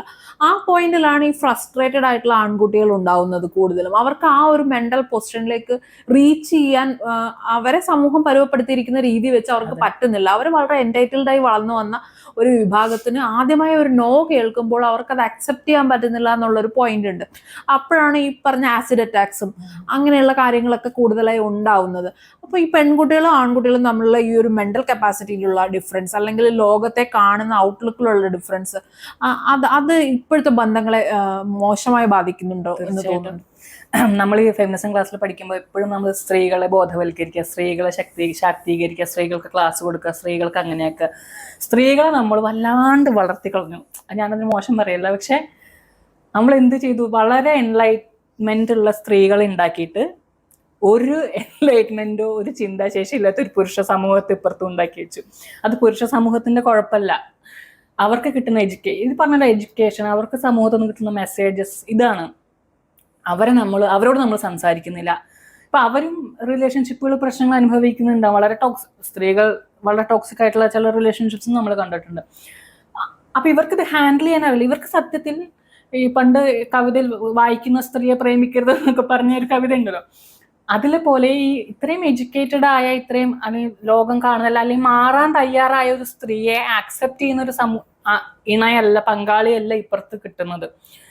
അപ്പോ തീർച്ചയായിട്ടും അവർക്കത് മനസ്സിലാവുന്നില്ല, ഇവരിത് എങ്ങനെ ഹാൻഡിൽ ചെയ്യണം എന്നുള്ളത്, അല്ലെങ്കിൽ എന്നോട് നോ പറയാനുള്ള സ്വാതന്ത്ര്യം അവൾക്കുണ്ട് എന്ന് മനസ്സിലാക്കാൻ പറ്റുന്നില്ല പല ആളുകളുടെ. ഇപ്പൊ പ്രായം പോട്ടെ, ഇപ്പൊ നമ്മളിപ്പോ ഇൻസ്റ്റാഗ്രാമിൽ നമുക്ക് അല്ലെങ്കിൽ FBയിൽ ഒരു മെസ്സേജ് വന്നു, അയ്യോ എനിക്ക് സംസാരിക്കാൻ താല്പര്യമില്ല, അതെന്താ? അടുത്ത ക്വസ്റ്റ്യൻ അതെന്താ? അപ്പൊ ഞാൻ എന്തിനാ ഇയാളോട് ഉത്തരം പറയണോ? അല്ലെങ്കിൽ നമ്മള് ഒരാൾക്ക് നോ പറയാം, നോ എന്നുള്ള കേട്ടോ, ഓക്കെ ശരി താങ്ക് യു ബൈ എന്ന് പറഞ്ഞു പോണ വളരെ ചെറിയ പയ്യന്മാരുണ്ട് കേട്ടോ. ഇൻസ്റ്റാഗ്രാമിൽ വർത്തമാനം പറഞ്ഞപ്പോ അയ്യോ എനിക്ക് സംസാരിക്കാൻ താല്പര്യമില്ല എന്ന് പറഞ്ഞു കഴിഞ്ഞാൽ ഓ ശരി ചേച്ചി ഓക്കെ ബൈ സി യു അല്ലെങ്കിൽ നന്നായിട്ടിരിക്കും എന്നൊക്കെ പറഞ്ഞിട്ട് പോകുന്ന പയ്യന്മാരുണ്ട്. ഞാൻ വളരെ അപ്രീഷിയേറ്റ് ചെയ്യണം അവരെ, കാരണം ഒരാളുടെ നോ അവരെ ആക്സെപ്റ്റ് ചെയ്യാൻ റെഡിയാണ്. പക്ഷെ ഒരു റിലേഷൻഷിപ്പിലായി കഴിഞ്ഞാൽ, അതായത് സ്വന്തമായി എന്ന് വിചാരിച്ച ഒരു സ്ത്രീയുടെ കയ്യിൽ നിന്ന് നോ അവർ ചിലപ്പോൾ കേൾക്കില്ല. അതുകൊണ്ടാണ് ഈ പ്രേമം പൊട്ടുമ്പോൾ അല്ലെങ്കിൽ തേച്ചിട്ട് പോയി കഴിഞ്ഞാൽ വലിയ കുറ്റമാവുന്നത്. നമ്മുടെ സമൂഹത്തിലെ ഉള്ള ഇത്തരം മെസ്സേജസ് മാറേണ്ട സമയമായി. ഈ നേരത്തെ പറഞ്ഞത് ആദ്യകൂട്ടൻ്റെ തന്നെ ഉദാഹരണം പറയട്ടെ. ആദ്യം ഒരു ദിവസം എന്നോട് പറഞ്ഞു എനിക്ക് 2 ഗേൾസിനോട് ഇഷ്ടമുണ്ട്. അപ്പം ഞാൻ പറഞ്ഞു ഓ ഓക്കെ. അതിൽ ഒരാൾ എന്നെ തേച്ചു. അപ്പം എനിക്ക് തേപ്പ് എന്ന് പറഞ്ഞ വാക്ക് എനിക്ക് ഒട്ടും ആക്സെപ്റ്റ് ചെയ്യാൻ പറ്റാത്ത വാക്കാണ്. ഞാൻ വെച്ചാൽ എന്താടാ അവളോട് ഞാൻ ഇഷ്ടമാണ്, അപ്പോൾ അവൾ എന്നോട് നോ പറഞ്ഞു. ഞാൻ പറഞ്ഞു അതിലെന്ത് തേപ്പുള്ള? അപ്പൊ അവനെ കൺഫ്യൂഷനായി. ഓക്കെ അതിലെന്താ തേപ്പുള്ള സത്യത്തിൽ? അപ്പൊ ഞാൻ പറഞ്ഞു നിന്നോട് ഇഷ്ടമാന്ന് പറഞ്ഞിട്ട് അവര് വേറെ ആരെ പ്രേമിക്കുക അങ്ങനെ എന്തെങ്കിലും ആണോ? അല്ലല്ല അവളെന്നോട് ഇഷ്ടമാണെന്ന് പറഞ്ഞു, പക്ഷെ അവൾക്ക് വേറൊരു പ്രേമുണ്ട്. ഞാൻ ഓക്കെ 4ാം ക്ലാസ്സിലാണ് ആലോചിക്കണോട്ടോ ഇവരൊക്കെ. ഓക്കെ അവള് വേറെ ആളെ പ്രേമിച്ചിട്ട് അതിൽ നിനക്ക് എന്താ പ്രശ്നം? അത് നിന്നെ തേക്കലാവില്ല. അതങ്ങനെയല്ല, അത് ആ കുട്ടിയുടെ ചോയ്സ് ആണ്. അപ്പൊ അവന് മനസ്സിലായി ഓക്കെ ഓക്കെ അതാണ് ചോയ്സ്, ഓക്കെ അതങ്ങനെയാണ്. ഇങ്ങനെ ഒരു കമ്മ്യൂണിക്കേഷൻ നമ്മള് കുടുംബങ്ങൾ നടക്കുന്നില്ല. സ്കൂളിൽ പിന്നെ ചോദിക്കേണ്ട കാര്യമില്ല, ടീച്ചേഴ്സ് പ്രേമെന്നുണ്ട് അപ്പൊ വാളെടുത്തത് ഉള്ളതാണല്ലോ ആദ്യത്തെ പരിപാടി.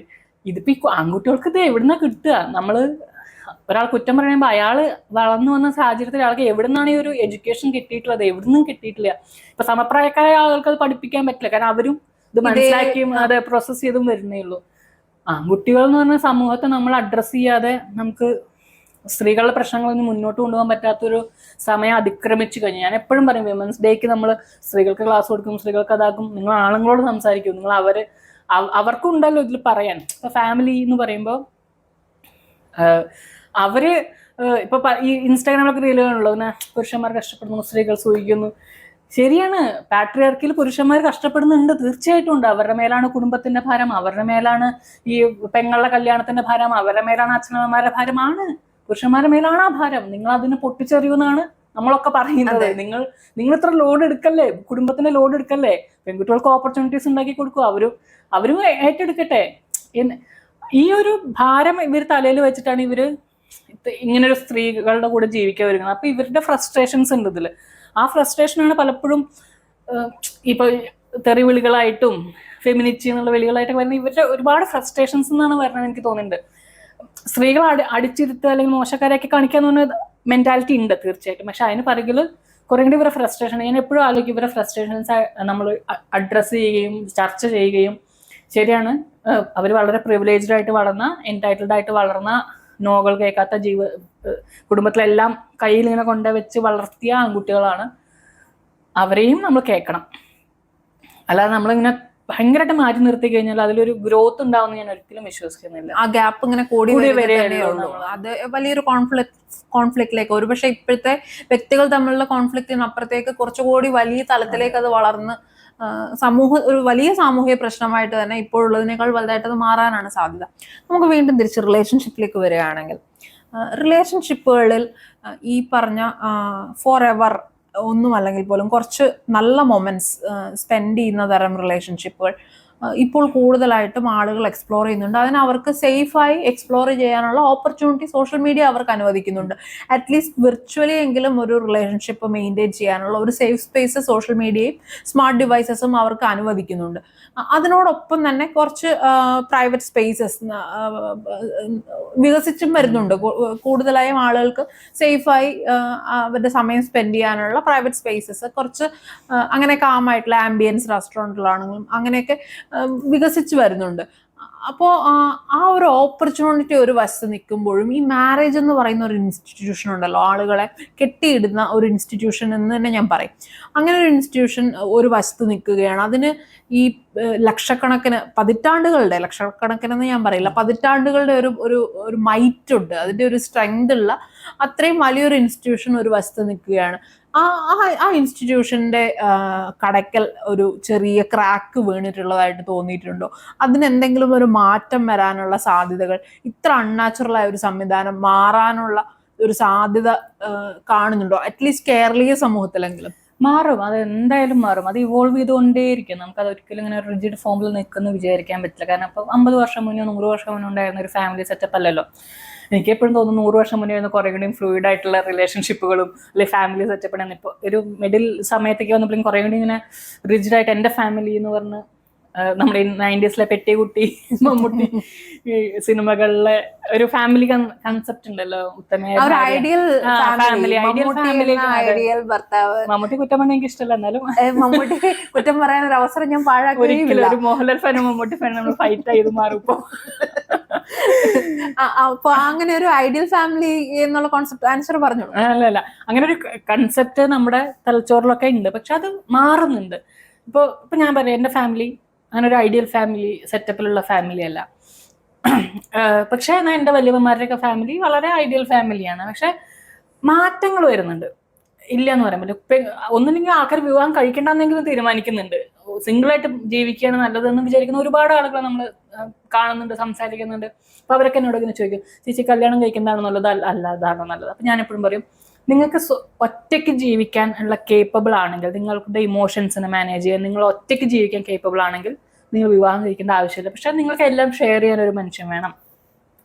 സാമ്പത്തികമായിട്ടും ഇമോഷണലായിട്ടും ഒക്കെ ഷെയർ ചെയ്യാൻ ഒരു മനുഷ്യൻ ജീവിതത്തിൽ വേണമെങ്കിൽ, അല്ലെങ്കിൽ ഒരു കുട്ടി വേണം, കുട്ടിയെ വളർത്തി വലുതാക്കി നമ്മൾ വയസ്സാകുമ്പോൾ അവർ നമ്മൾ നോക്കുന്നുള്ളൊരു കൺസെപ്റ്റൊക്കെ നിങ്ങളുടെ തലച്ചോറിലുണ്ടെങ്കിൽ നിങ്ങൾക്കൊരു ഫാമിലി വേണം. അതിന് നിങ്ങൾ കല്യാണം കഴിച്ചേ പറ്റൂ. പക്ഷേ കല്യാണം എന്ന് പറഞ്ഞ സാധനം ഒരു ഭയങ്കര ബോറാണ്, ഏർപ്പാടാണ്. വളരെ റെയറായിട്ടാണ്. ഇപ്പം ഞാൻ എൻ്റെ ജീവിതത്തിലാകെ ഒരാളെയോ രണ്ടാളെയോ കണ്ടിട്ടുള്ളൂ ഞാൻ കല്യാണം കഴിച്ചതുകൊണ്ട് എൻ്റെ ലൈഫ് വളരെ നല്ലതായി എന്ന് പറയുന്ന. ഇപ്പം ഞാൻ ഉദാഹരണം, നിലീന അത്തോളി എൻ്റെ ഫ്രണ്ടാണ്, മാധ്യമപ്രവർത്തകൻ.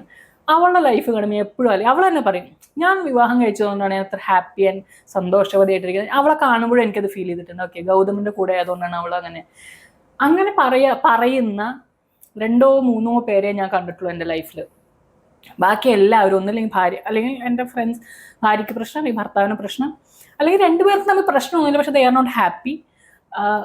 അങ്ങോട്ടും ഇങ്ങോട്ടും ലീഗുകൾ. പക്ഷെ വീട്ടിൽ പോകാൻ മടി, അയ്യോ വീട്ടിൽ പോയി ഞാൻ അവളുടെ മുഖം കാണണല്ലോ, വീട്ടിൽ പോയി അവൻ്റെ മുഖം കാണണല്ലോ എന്ന് ആലോചിച്ചുള്ള വിഷമങ്ങൾ, അങ്ങനെയൊക്കെ. അതായത് അവർ ഒരുമിച്ചൊരു വീട്ടിലാണ്, സമൂഹത്തിന് മുമ്പിൽ അവർ വളരെ നല്ല ഭാര്യ ഭർത്താവാണ്, പ്രത്യേകിച്ച് പ്രശ്നങ്ങളൊന്നുമില്ല. അങ്ങനെ ഒരു പ്രശ്നം പറയാൻ 2 പേരുള്ളൂ, പക്ഷെ 2 പേരും തമ്മിൽ ഹാപ്പി അല്ല. അവർ ഒരുമിച്ചിരിക്കുമ്പോൾ അവർ ഹാപ്പി അല്ല. അങ്ങനെയുള്ള റിലേഷൻഷിപ്പുകൾ ഉണ്ടാവുന്നുണ്ട്. അങ്ങനെ വളരെ, പക്ഷെ സമൂഹത്തിന് പേടിച്ച് അവർ ഫാമിലി ആയിട്ട് തന്നെ പോകുന്നു. വളരെ ഓപ്പൺ റിലേഷൻഷിപ്പുകൾ മുന്നോട്ട് കൊണ്ടുവന്ന ഫാമിലീസ് ഉണ്ട്. ഹസ്ബൻഡ് ആൻഡ് വൈഫാണ്, അവർ തമ്മിൽ സന്തോഷമാണ്, അവർക്ക് വേറെ റിലേഷൻഷിപ്സ് ഉണ്ട്. പരസ്പരം ചിലപ്പോൾ അറിയുമായിരിക്കും ആളുകളെ, ചിലത് അറിയില്ല, പക്ഷെ ഉണ്ട് എന്നറിയാം. അത് എൻ്റെ ഭാര്യയ്ക്ക് വേറെ റിലേഷൻഷിപ്പ് ഉണ്ടെന്ന് അറിയാം, ഭർത്താവിന് വേറെ ബന്ധങ്ങളുണ്ട്, അതിനെ വളരെ സൗഹാർദ്ദപരമായി കാണുന്നു. പക്ഷെ അവരൊരുമിച്ച് ഫിലിം ഫെസ്റ്റിവലുകൾക്ക് പോകുന്നു, ഭാര്യയും ഭർത്താവുമായിട്ട്. അല്ലാത്ത സമയത്ത് അവർക്ക് സ്വതന്ത്രമായ ചില ലൈഫുണ്ട്. അങ്ങനെയും ഞാൻ കണ്ടിട്ടുണ്ട്. അത് വളരെ കൺസർവേറ്റീവ് എന്ന് നമ്മൾ വിചാരിക്കുന്ന ചില മനുഷ്യന്മാരുടെ ഇടയ്ക്കാണ് ഞാൻ അത്തരം റിലേഷൻഷിപ്സ് കണ്ടിട്ടുണ്ട്. വളരെ അങ്ങനെ ഡിഫറെൻറ്റ് ഫോംസ് ഓഫ് ഫാമിലി എന്ന് പറയുന്ന സാധനങ്ങൾ കണ്ടിട്ടുണ്ട്. ഇപ്പോൾ ഡിവോഴ്സായി പോയി ഭാര്യ ഭർത്താവ്, പക്ഷെ അവരുമായിട്ട് പിന്നെയും വളരെ സൗഹാർദ്ദത്തിൽ അവരുടെ ഇപ്പോഴത്തെ ഭാര്യയായിട്ട് നമ്മൾ സംസാരിക്കുന്നു. അങ്ങനെയൊക്കെ ഉള്ള ഫാമിലീസ് ഉണ്ടാവുന്നുണ്ട്. അപ്പോൾ ഫാമിലി എന്ന് പറഞ്ഞ സാധനം ഇങ്ങനെ മാറി മറയുന്നുണ്ട്. സ്റ്റിൽ അതിൻ്റെ ഉള്ളിൽ ഇപ്പോഴും ഭയങ്കര കൺസ്ട്രക്റ്റഡ് ആയിട്ട് നമ്മൾ തലച്ചോറിൽ വന്നിട്ടുള്ള ചില മൂല്യബോധങ്ങളും ഒക്കെ നമുക്കുണ്ട്. തെറ്റാന്നൊന്നുമില്ല, നിങ്ങളതിൽ ഹാപ്പി ആണെങ്കിൽ സന്തോഷം, നിങ്ങളങ്ങനെ ജീവിക്കുമെന്ന് ഞാൻ പറയുള്ളൂ. ഇപ്പോൾ ഒരാൾ വിവാഹം കഴിച്ച് സന്തോഷമായിട്ട് ജീവിക്കുന്നത് വളരെ സന്തോഷമാണ്, നല്ല കാര്യം. ഓക്കെ, നിങ്ങൾ ഹാപ്പിയായി ജീവിക്കും, നിങ്ങൾക്ക് വളരും ആ റിലേഷൻഷിപ്പിൽ. വളരാത്ത റിലേഷൻഷിപ്പിൽ നിൽക്കരുത്, ഹാപ്പി അല്ലാത്ത റിലേഷൻഷിപ്പിൽ നിൽക്കരുത്. ബന്ധങ്ങൾ ജനാധിപത്യം ഉണ്ടാക്കുകയും 2 പേർക്കും ഹാപ്പി ആയിട്ടിരിക്കാനുള്ള സ്പേസ് ഉണ്ടാക്കുകയും ചെയ്യുന്ന റിലേഷൻഷിപ്പുകളുടെ പ്രാഥമികമായ കടമ എന്ന് ഞാൻ വിചാരിക്കണം. കാരണം അതല്ലാതെ എപ്പോഴും കുറ്റം പറഞ്ഞിട്ടുള്ള, എന്നാലും ഇപ്പൊ ഞാൻ പറഞ്ഞ നേരത്തെ എൻ്റെ ഫാമിലിയുള്ള റിലേഷൻഷിപ്പുകളെ പോലെ ജീവിതം ഹോമിച്ചുകൊണ്ടുള്ള റിലേഷൻഷിപ്പുകൾ, അതിനാണ് പക്ഷെ നമ്മുടെ സമൂഹം കൂടുതൽ വില കൊടുക്കുന്നത് എന്ന് എനിക്ക് തോന്നുന്നു ഈ സമൂഹത്തിന്റെ ആക്സെപ്റ്റൻസിന് വേണ്ടിയായിരിക്കും ചിലപ്പോൾ ഇവരിതിന് ഈ ഇത്രയും ത്യാഗം സഹിക്കണേ. അവര് സമൂഹത്തിന്റെ ആക്സെപ്റ്റൻസ് മാത്രമല്ല, സമൂഹത്തിന്റെ ഒരു പ്രൊട്ടക്ഷൻ. ഒരു ഫാമിലിക്കാണ് സമൂഹം എപ്പോഴും പ്രൊട്ടക്ഷൻ കൊടുക്കുക. കാരണം സമൂഹം ഉണ്ടായിരിക്കുന്നത് ഫാമിലി എന്നുള്ള യൂണിറ്റിനെ മെയിൻറ്റെയിൻ ചെയ്യാന്നുള്ളതാണ്. അപ്പോൾ സമൂഹത്തിന് അക്സെപ്റ്റബിൾ ആയ ഒരു ഫാമിലിയായി നിങ്ങൾ നിൽക്കുകയാണെങ്കിൽ സമൂഹത്തിന്റെ പ്രൊട്ടക്ഷൻ നിങ്ങൾക്ക് ഉണ്ടാവും എന്നുള്ളത്, അത് റിസ്ക് ചെയ്യാൻ ആളുകൾ പലപ്പോഴും തയ്യാറാവില്ല. ആ ഒരു പേടിയുടെ എലമെന്റ് ഉണ്ട്, എന്റെ സെക്യൂരിറ്റി പോകും എന്നുള്ള ഒരു പേടിയുടെ. മനുഷ്യന് ജീവിക്കാൻ അത്രയും സെക്യൂരിറ്റി വേണമെന്ന് എനിക്ക് ചിലപ്പോൾ സംശയം തോന്നാറുണ്ട്. മനുഷ്യൻ അങ്ങനെ അല്ലാതെയും ജീവിക്കാം എന്ന് തോന്നുന്നു. പക്ഷെ എനിക്ക് വിദേശത്തേക്ക് കുടിയേറുന്ന ആളുകളിലാണ് ഈ ഫാമിലി എന്ന് പറഞ്ഞ സാധനത്തിന്റെ ഭയങ്കര കെട്ടുപാട് കൂടുതലുള്ളതെന്ന് തോന്നുക. ഞാൻ അവിടെ പോയി കുറെ ആളുകളെ കാണുകയും അപ്പം നമ്മളങ്ങനെ മാറുമോ എന്ന് വിചാരിക്കും. പക്ഷെ അങ്ങനെ മാറുന്നില്ല എന്ന് വിചാരിച്ച് ഒരു വളരെ മോണോഗമസായ റിലേഷൻഷിപ്പ് മോശമാണെന്നല്ല കേട്ടോ ഞാൻ പറയുന്നത്. അത് വളരെ നല്ല കാര്യമാണ്. നിങ്ങൾക്ക് എന്താണോ വർക്ക് ചെയ്യുന്നത് ഒരു ബന്ധത്തിൽ, അത് ചൂസ് ചെയ്യാനുള്ള ഒരു സോഷ്യൽ സെറ്റപ്പ് നമുക്ക് വേണം. അതില്ല എന്നുള്ളത് വളരെ നമുക്ക് ആവശ്യമുള്ളത് നമുക്ക് ചൂസ് ചെയ്യാൻ പറ്റില്ല, പ്രത്യേകിച്ച് സ്ത്രീകൾക്ക്. ഇപ്പൊ ഈ പറഞ്ഞ എക്സ്ട്രാ മാരിറ്റൽ റിലേഷൻഷിപ്പുകളൊക്കെ ആണെങ്കിലും പല പുരുഷന്മാരും, വളരെ പ്രോഗ്രസീവായ പുരുഷന്മാരടക്കം, അവരൊരു എക്സ്ട്രാ മാരിറ്റൽ റിലേഷൻഷിപ്പിന് വില്ലിംഗ് ആണ്. അവരത് എക്സ്പ്ലോർ ചെയ്യുന്നുണ്ട്, അവരത് എൻജോയ് ചെയ്യുന്നുണ്ട്. അതേസമയം അവരുടെ പങ്കാളിയായിട്ടുള്ള അവരുമായി മാരീഡ് ആയിട്ടുള്ള സ്ത്രീക്ക് അങ്ങനെ ഒരു ചോയ്സ് എന്നുള്ളത് അവർക്ക് അക്സെപ്റ്റ് ചെയ്യാൻ പറ്റില്ല. എന്റെ ഭാര്യ എന്നുള്ള അങ്ങനെ ഒരു ഹിപ്പോക്രസി വളരെയധികം. ഞാൻ പുരോഗമനപരമായ എക്സ്ട്രാ മാരിറ്റൽ റിലേഷൻഷിപ്പിലേക്ക് പോവും, പക്ഷെ എന്റെ ഭാര്യ എന്ന് പറയുന്ന ആ റോളിലുള്ള വ്യക്തി ആരാണോ ആ വ്യക്തിക്ക് അങ്ങനെ ഒരു ചോയ്സ് അനുവദിക്കാത്ത അങ്ങനെ ഒരു സാഹചര്യം കൂടുതലായി കാണുന്നുണ്ട്. സ്ത്രീ ഇത് ഒളിപ്പിച്ചു വെക്കുകയും പുരുഷൻ ഇത് പ്രദർശിപ്പിക്കാൻ അല്ലെങ്കിൽ അത് എക്സ്പ്ലോർ ചെയ്യാൻ അയാൾക്ക് അവസരം കിട്ടുകയും ചെയ്യുന്ന ആ റിലേഷൻഷിപ്പുകൾ മാറുമ്പോൾ പോലും അതിലും ഈ ഒരു പാട്രിയാർക്കിയുടെ എലമെന്റ്സ് വർക്ക് ചെയ്യുന്നുണ്ട് എന്നുള്ളതാണ്. തീർച്ചയായിട്ടും അതുണ്ടാവും, അതെന്തായാലും ഉണ്ടാവും. അങ്ങനെയുള്ള ഹിപ്പോക്രാറ്റുകളെ എന്താ ചെയ്യേണ്ടതെന്ന് എനിക്കറിയില്ല. പക്ഷെ ഉണ്ട്, അങ്ങനത്തെ അത്തരം ഹിപ്പോക്രാറ്റുകൾ ഉണ്ട്. അത് വളരെ പ്രോബ്ലമാറ്റിക് ആണ്. നമ്മൾ ഈ വീടിന്റെ പടിക്കെ പുരോഗമനത്തിന്റെ ചെരുപ്പഴിച്ചു വെച്ച് വീട്ടിലേക്ക് അകത്തേക്ക് കയറുന്ന ആളുകളുണ്ട്. ഞാനിങ്ങനെ ഇപ്പൊ എക്സ്ട്രാ മാരിറ്റൽ അല്ലെങ്കിൽ റിലേഷൻഷിപ്പുള്ള ആളുകളെ കാണുമ്പോൾ ഞാൻ അവരോട് ഇങ്ങനെ ചോദിക്കാം, നിങ്ങളുടെ ഭാര്യയ്ക്ക് അങ്ങനെ റിലേഷൻഷിപ്പ് ഉണ്ടെങ്കിൽ പ്രശ്നം, അവൾക്ക് അങ്ങനത്തെ താല്പര്യമൊന്നും ഇല്ലെന്ന് ഞാൻ കാർപ്പറ്റിനടിയിലാക്കുക. അത് അന്വേഷിക്കാൻ തീരുമാനിക്കാൻ നിങ്ങളാരാ? നിങ്ങൾ അവരോട് സംസാരിച്ചിട്ടുണ്ടോ നിനക്ക് ഒരു എക്സ്ട്രാ മാരിറ്റൽ റിലേഷൻഷിപ്പിന് താല്പര്യം ഉണ്ടോ എന്ന് ചോദിച്ചു. അതൊന്നും അങ്ങനെ സംസാരിക്കാനുള്ള അത്രയൊന്നും ഓപ്പൺ അല്ല അവള്. അത് നിങ്ങൾ ഓപ്പൺ ആണല്ലോ, നിങ്ങൾക്ക് നിങ്ങൾക്ക് ഓപ്പണായി സംസാരിക്കാൻ മറ്റൊരു സ്ത്രീ അവൈലബിൾ ആണ്. അതേസമയം നിങ്ങളുടെ ഭാര്യ പവിത്രയായി വീട്ടിലിരിക്കുകയും വേണം എന്നുള്ള. അതിപ്പോ ഞാൻ എപ്പോഴും ഈ കാമുകന്റെ കൂടെ ഒളിച്ചോടി പോയി 36 വയസ്സുള്ള വീട്ടമ്മ 21 വയസ്സുള്ള കാമുകന്റെ കൂടെ ഒളിച്ചോടി പോയി എന്നൊക്കെ കേൾക്കുമ്പോൾ അവർക്ക് കേൾക്കാൻ ഒരാളെയാണ് വേണ്ടത്. അവർക്ക് അല്ലാതെ ആ പയ്യനോട് അതിഭീകരമായ പ്രേമൊന്നും തോന്നാന്ന് എനിക്ക് തോന്നിയിട്ടില്ല. തീർച്ചയായും അവർക്ക് കേൾക്കാൻ ഒരു സ്പേസ് വേണം. നമ്മൾ വീട്ടിൽ വന്നാൽ നമ്മൾ ഭാര്യയോട് സംസാരിക്കുന്നില്ല, അവരുടെ ഫ്രസ്ട്രേഷൻ കൊണ്ടായിരിക്കാം. പക്ഷെ അവർക്ക് സംസാരിക്കാൻ സുഹൃത്തുക്കളുണ്ട്, ഒക്കെ ഉണ്ട്, അങ്ങനെ സർക്കിൾ ഉണ്ട്. ആണുങ്ങൾക്ക് സംസാരിക്കുക, സ്ത്രീകൾക്ക് അതില്ല.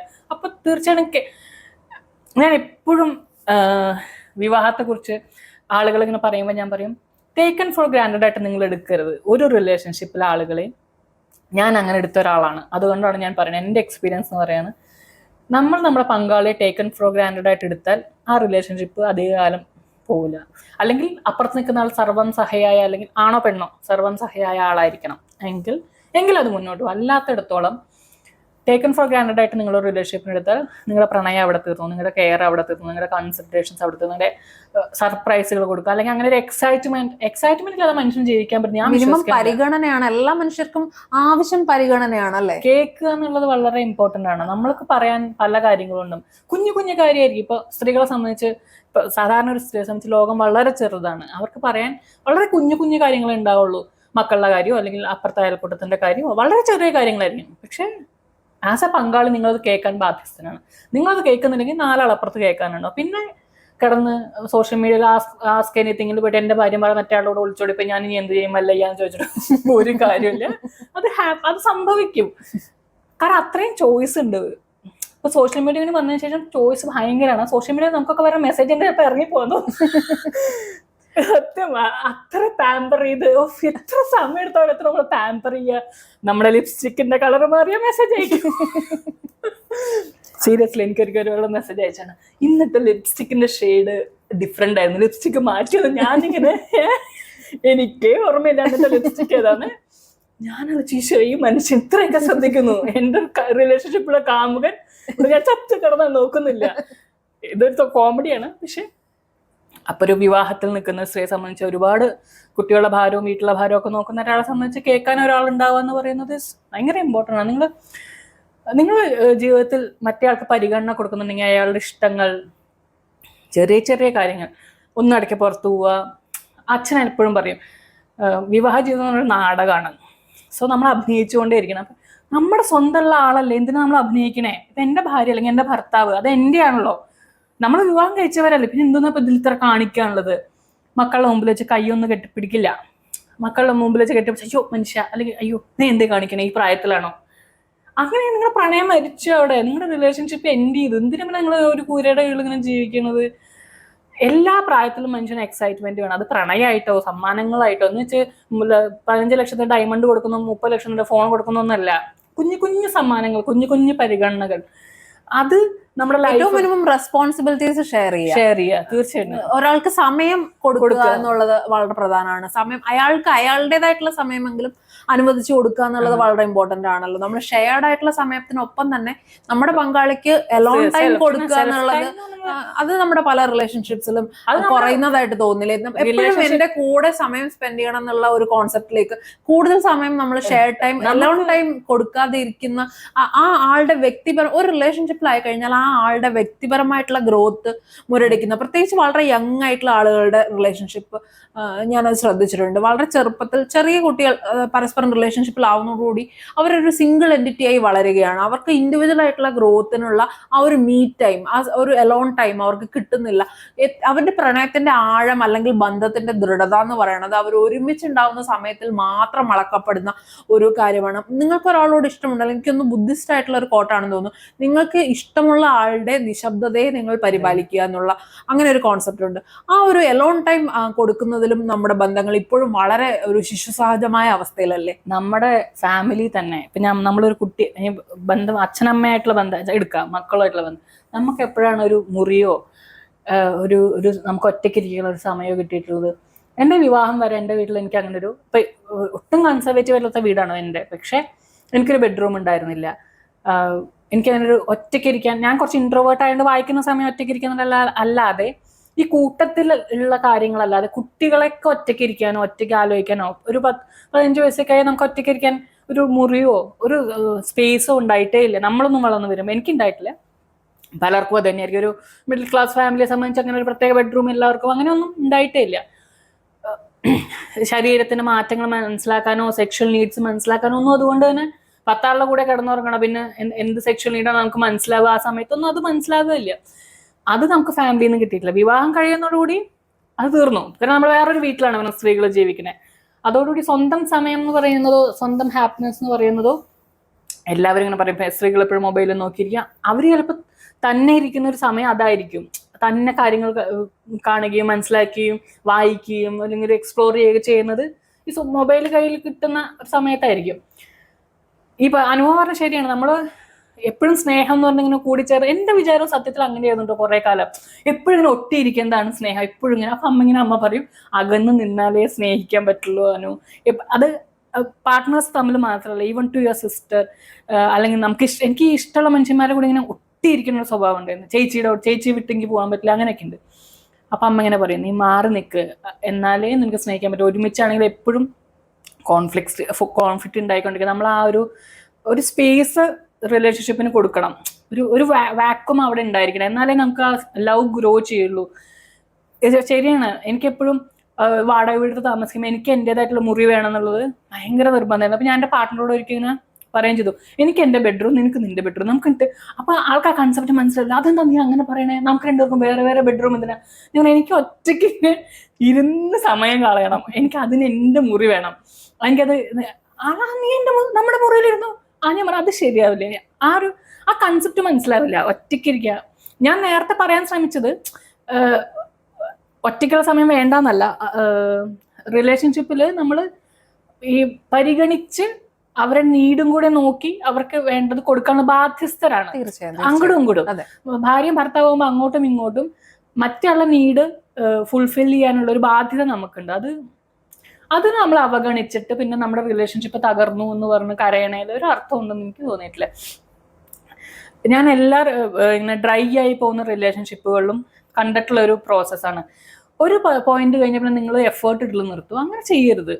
എഫേർട്ട് എല്ലാം മരിക്കണ ഒരു എഫേർട്ട് ഇട്ടുകൊണ്ടിരിക്കണമെങ്കിൽ ചില യൂറോപ്യൻ അല്ലെങ്കിൽ അമേരിക്കൻ അവിടെ ആളുകളുടെ റീൽസ് കാണുമ്പോഴേക്കും അവരിങ്ങനെ 90 years ആയിരിങ്ങനെ പൂവൊക്കെ കൊണ്ട് ഭാര്യയ്ക്ക് കൊണ്ടു കൊടുക്കും, തിരിച്ചും ഭർത്താവിന് ഇഷ്ടമുള്ള കുക്കി ഉണ്ടാക്കുന്നു, വാട്ടെവർ എന്താണോ അവരുടെ അത് കെമിസ്ട്രി എന്ന് വെച്ചാൽ അതിനനുസരിച്ച് ചെയ്യും.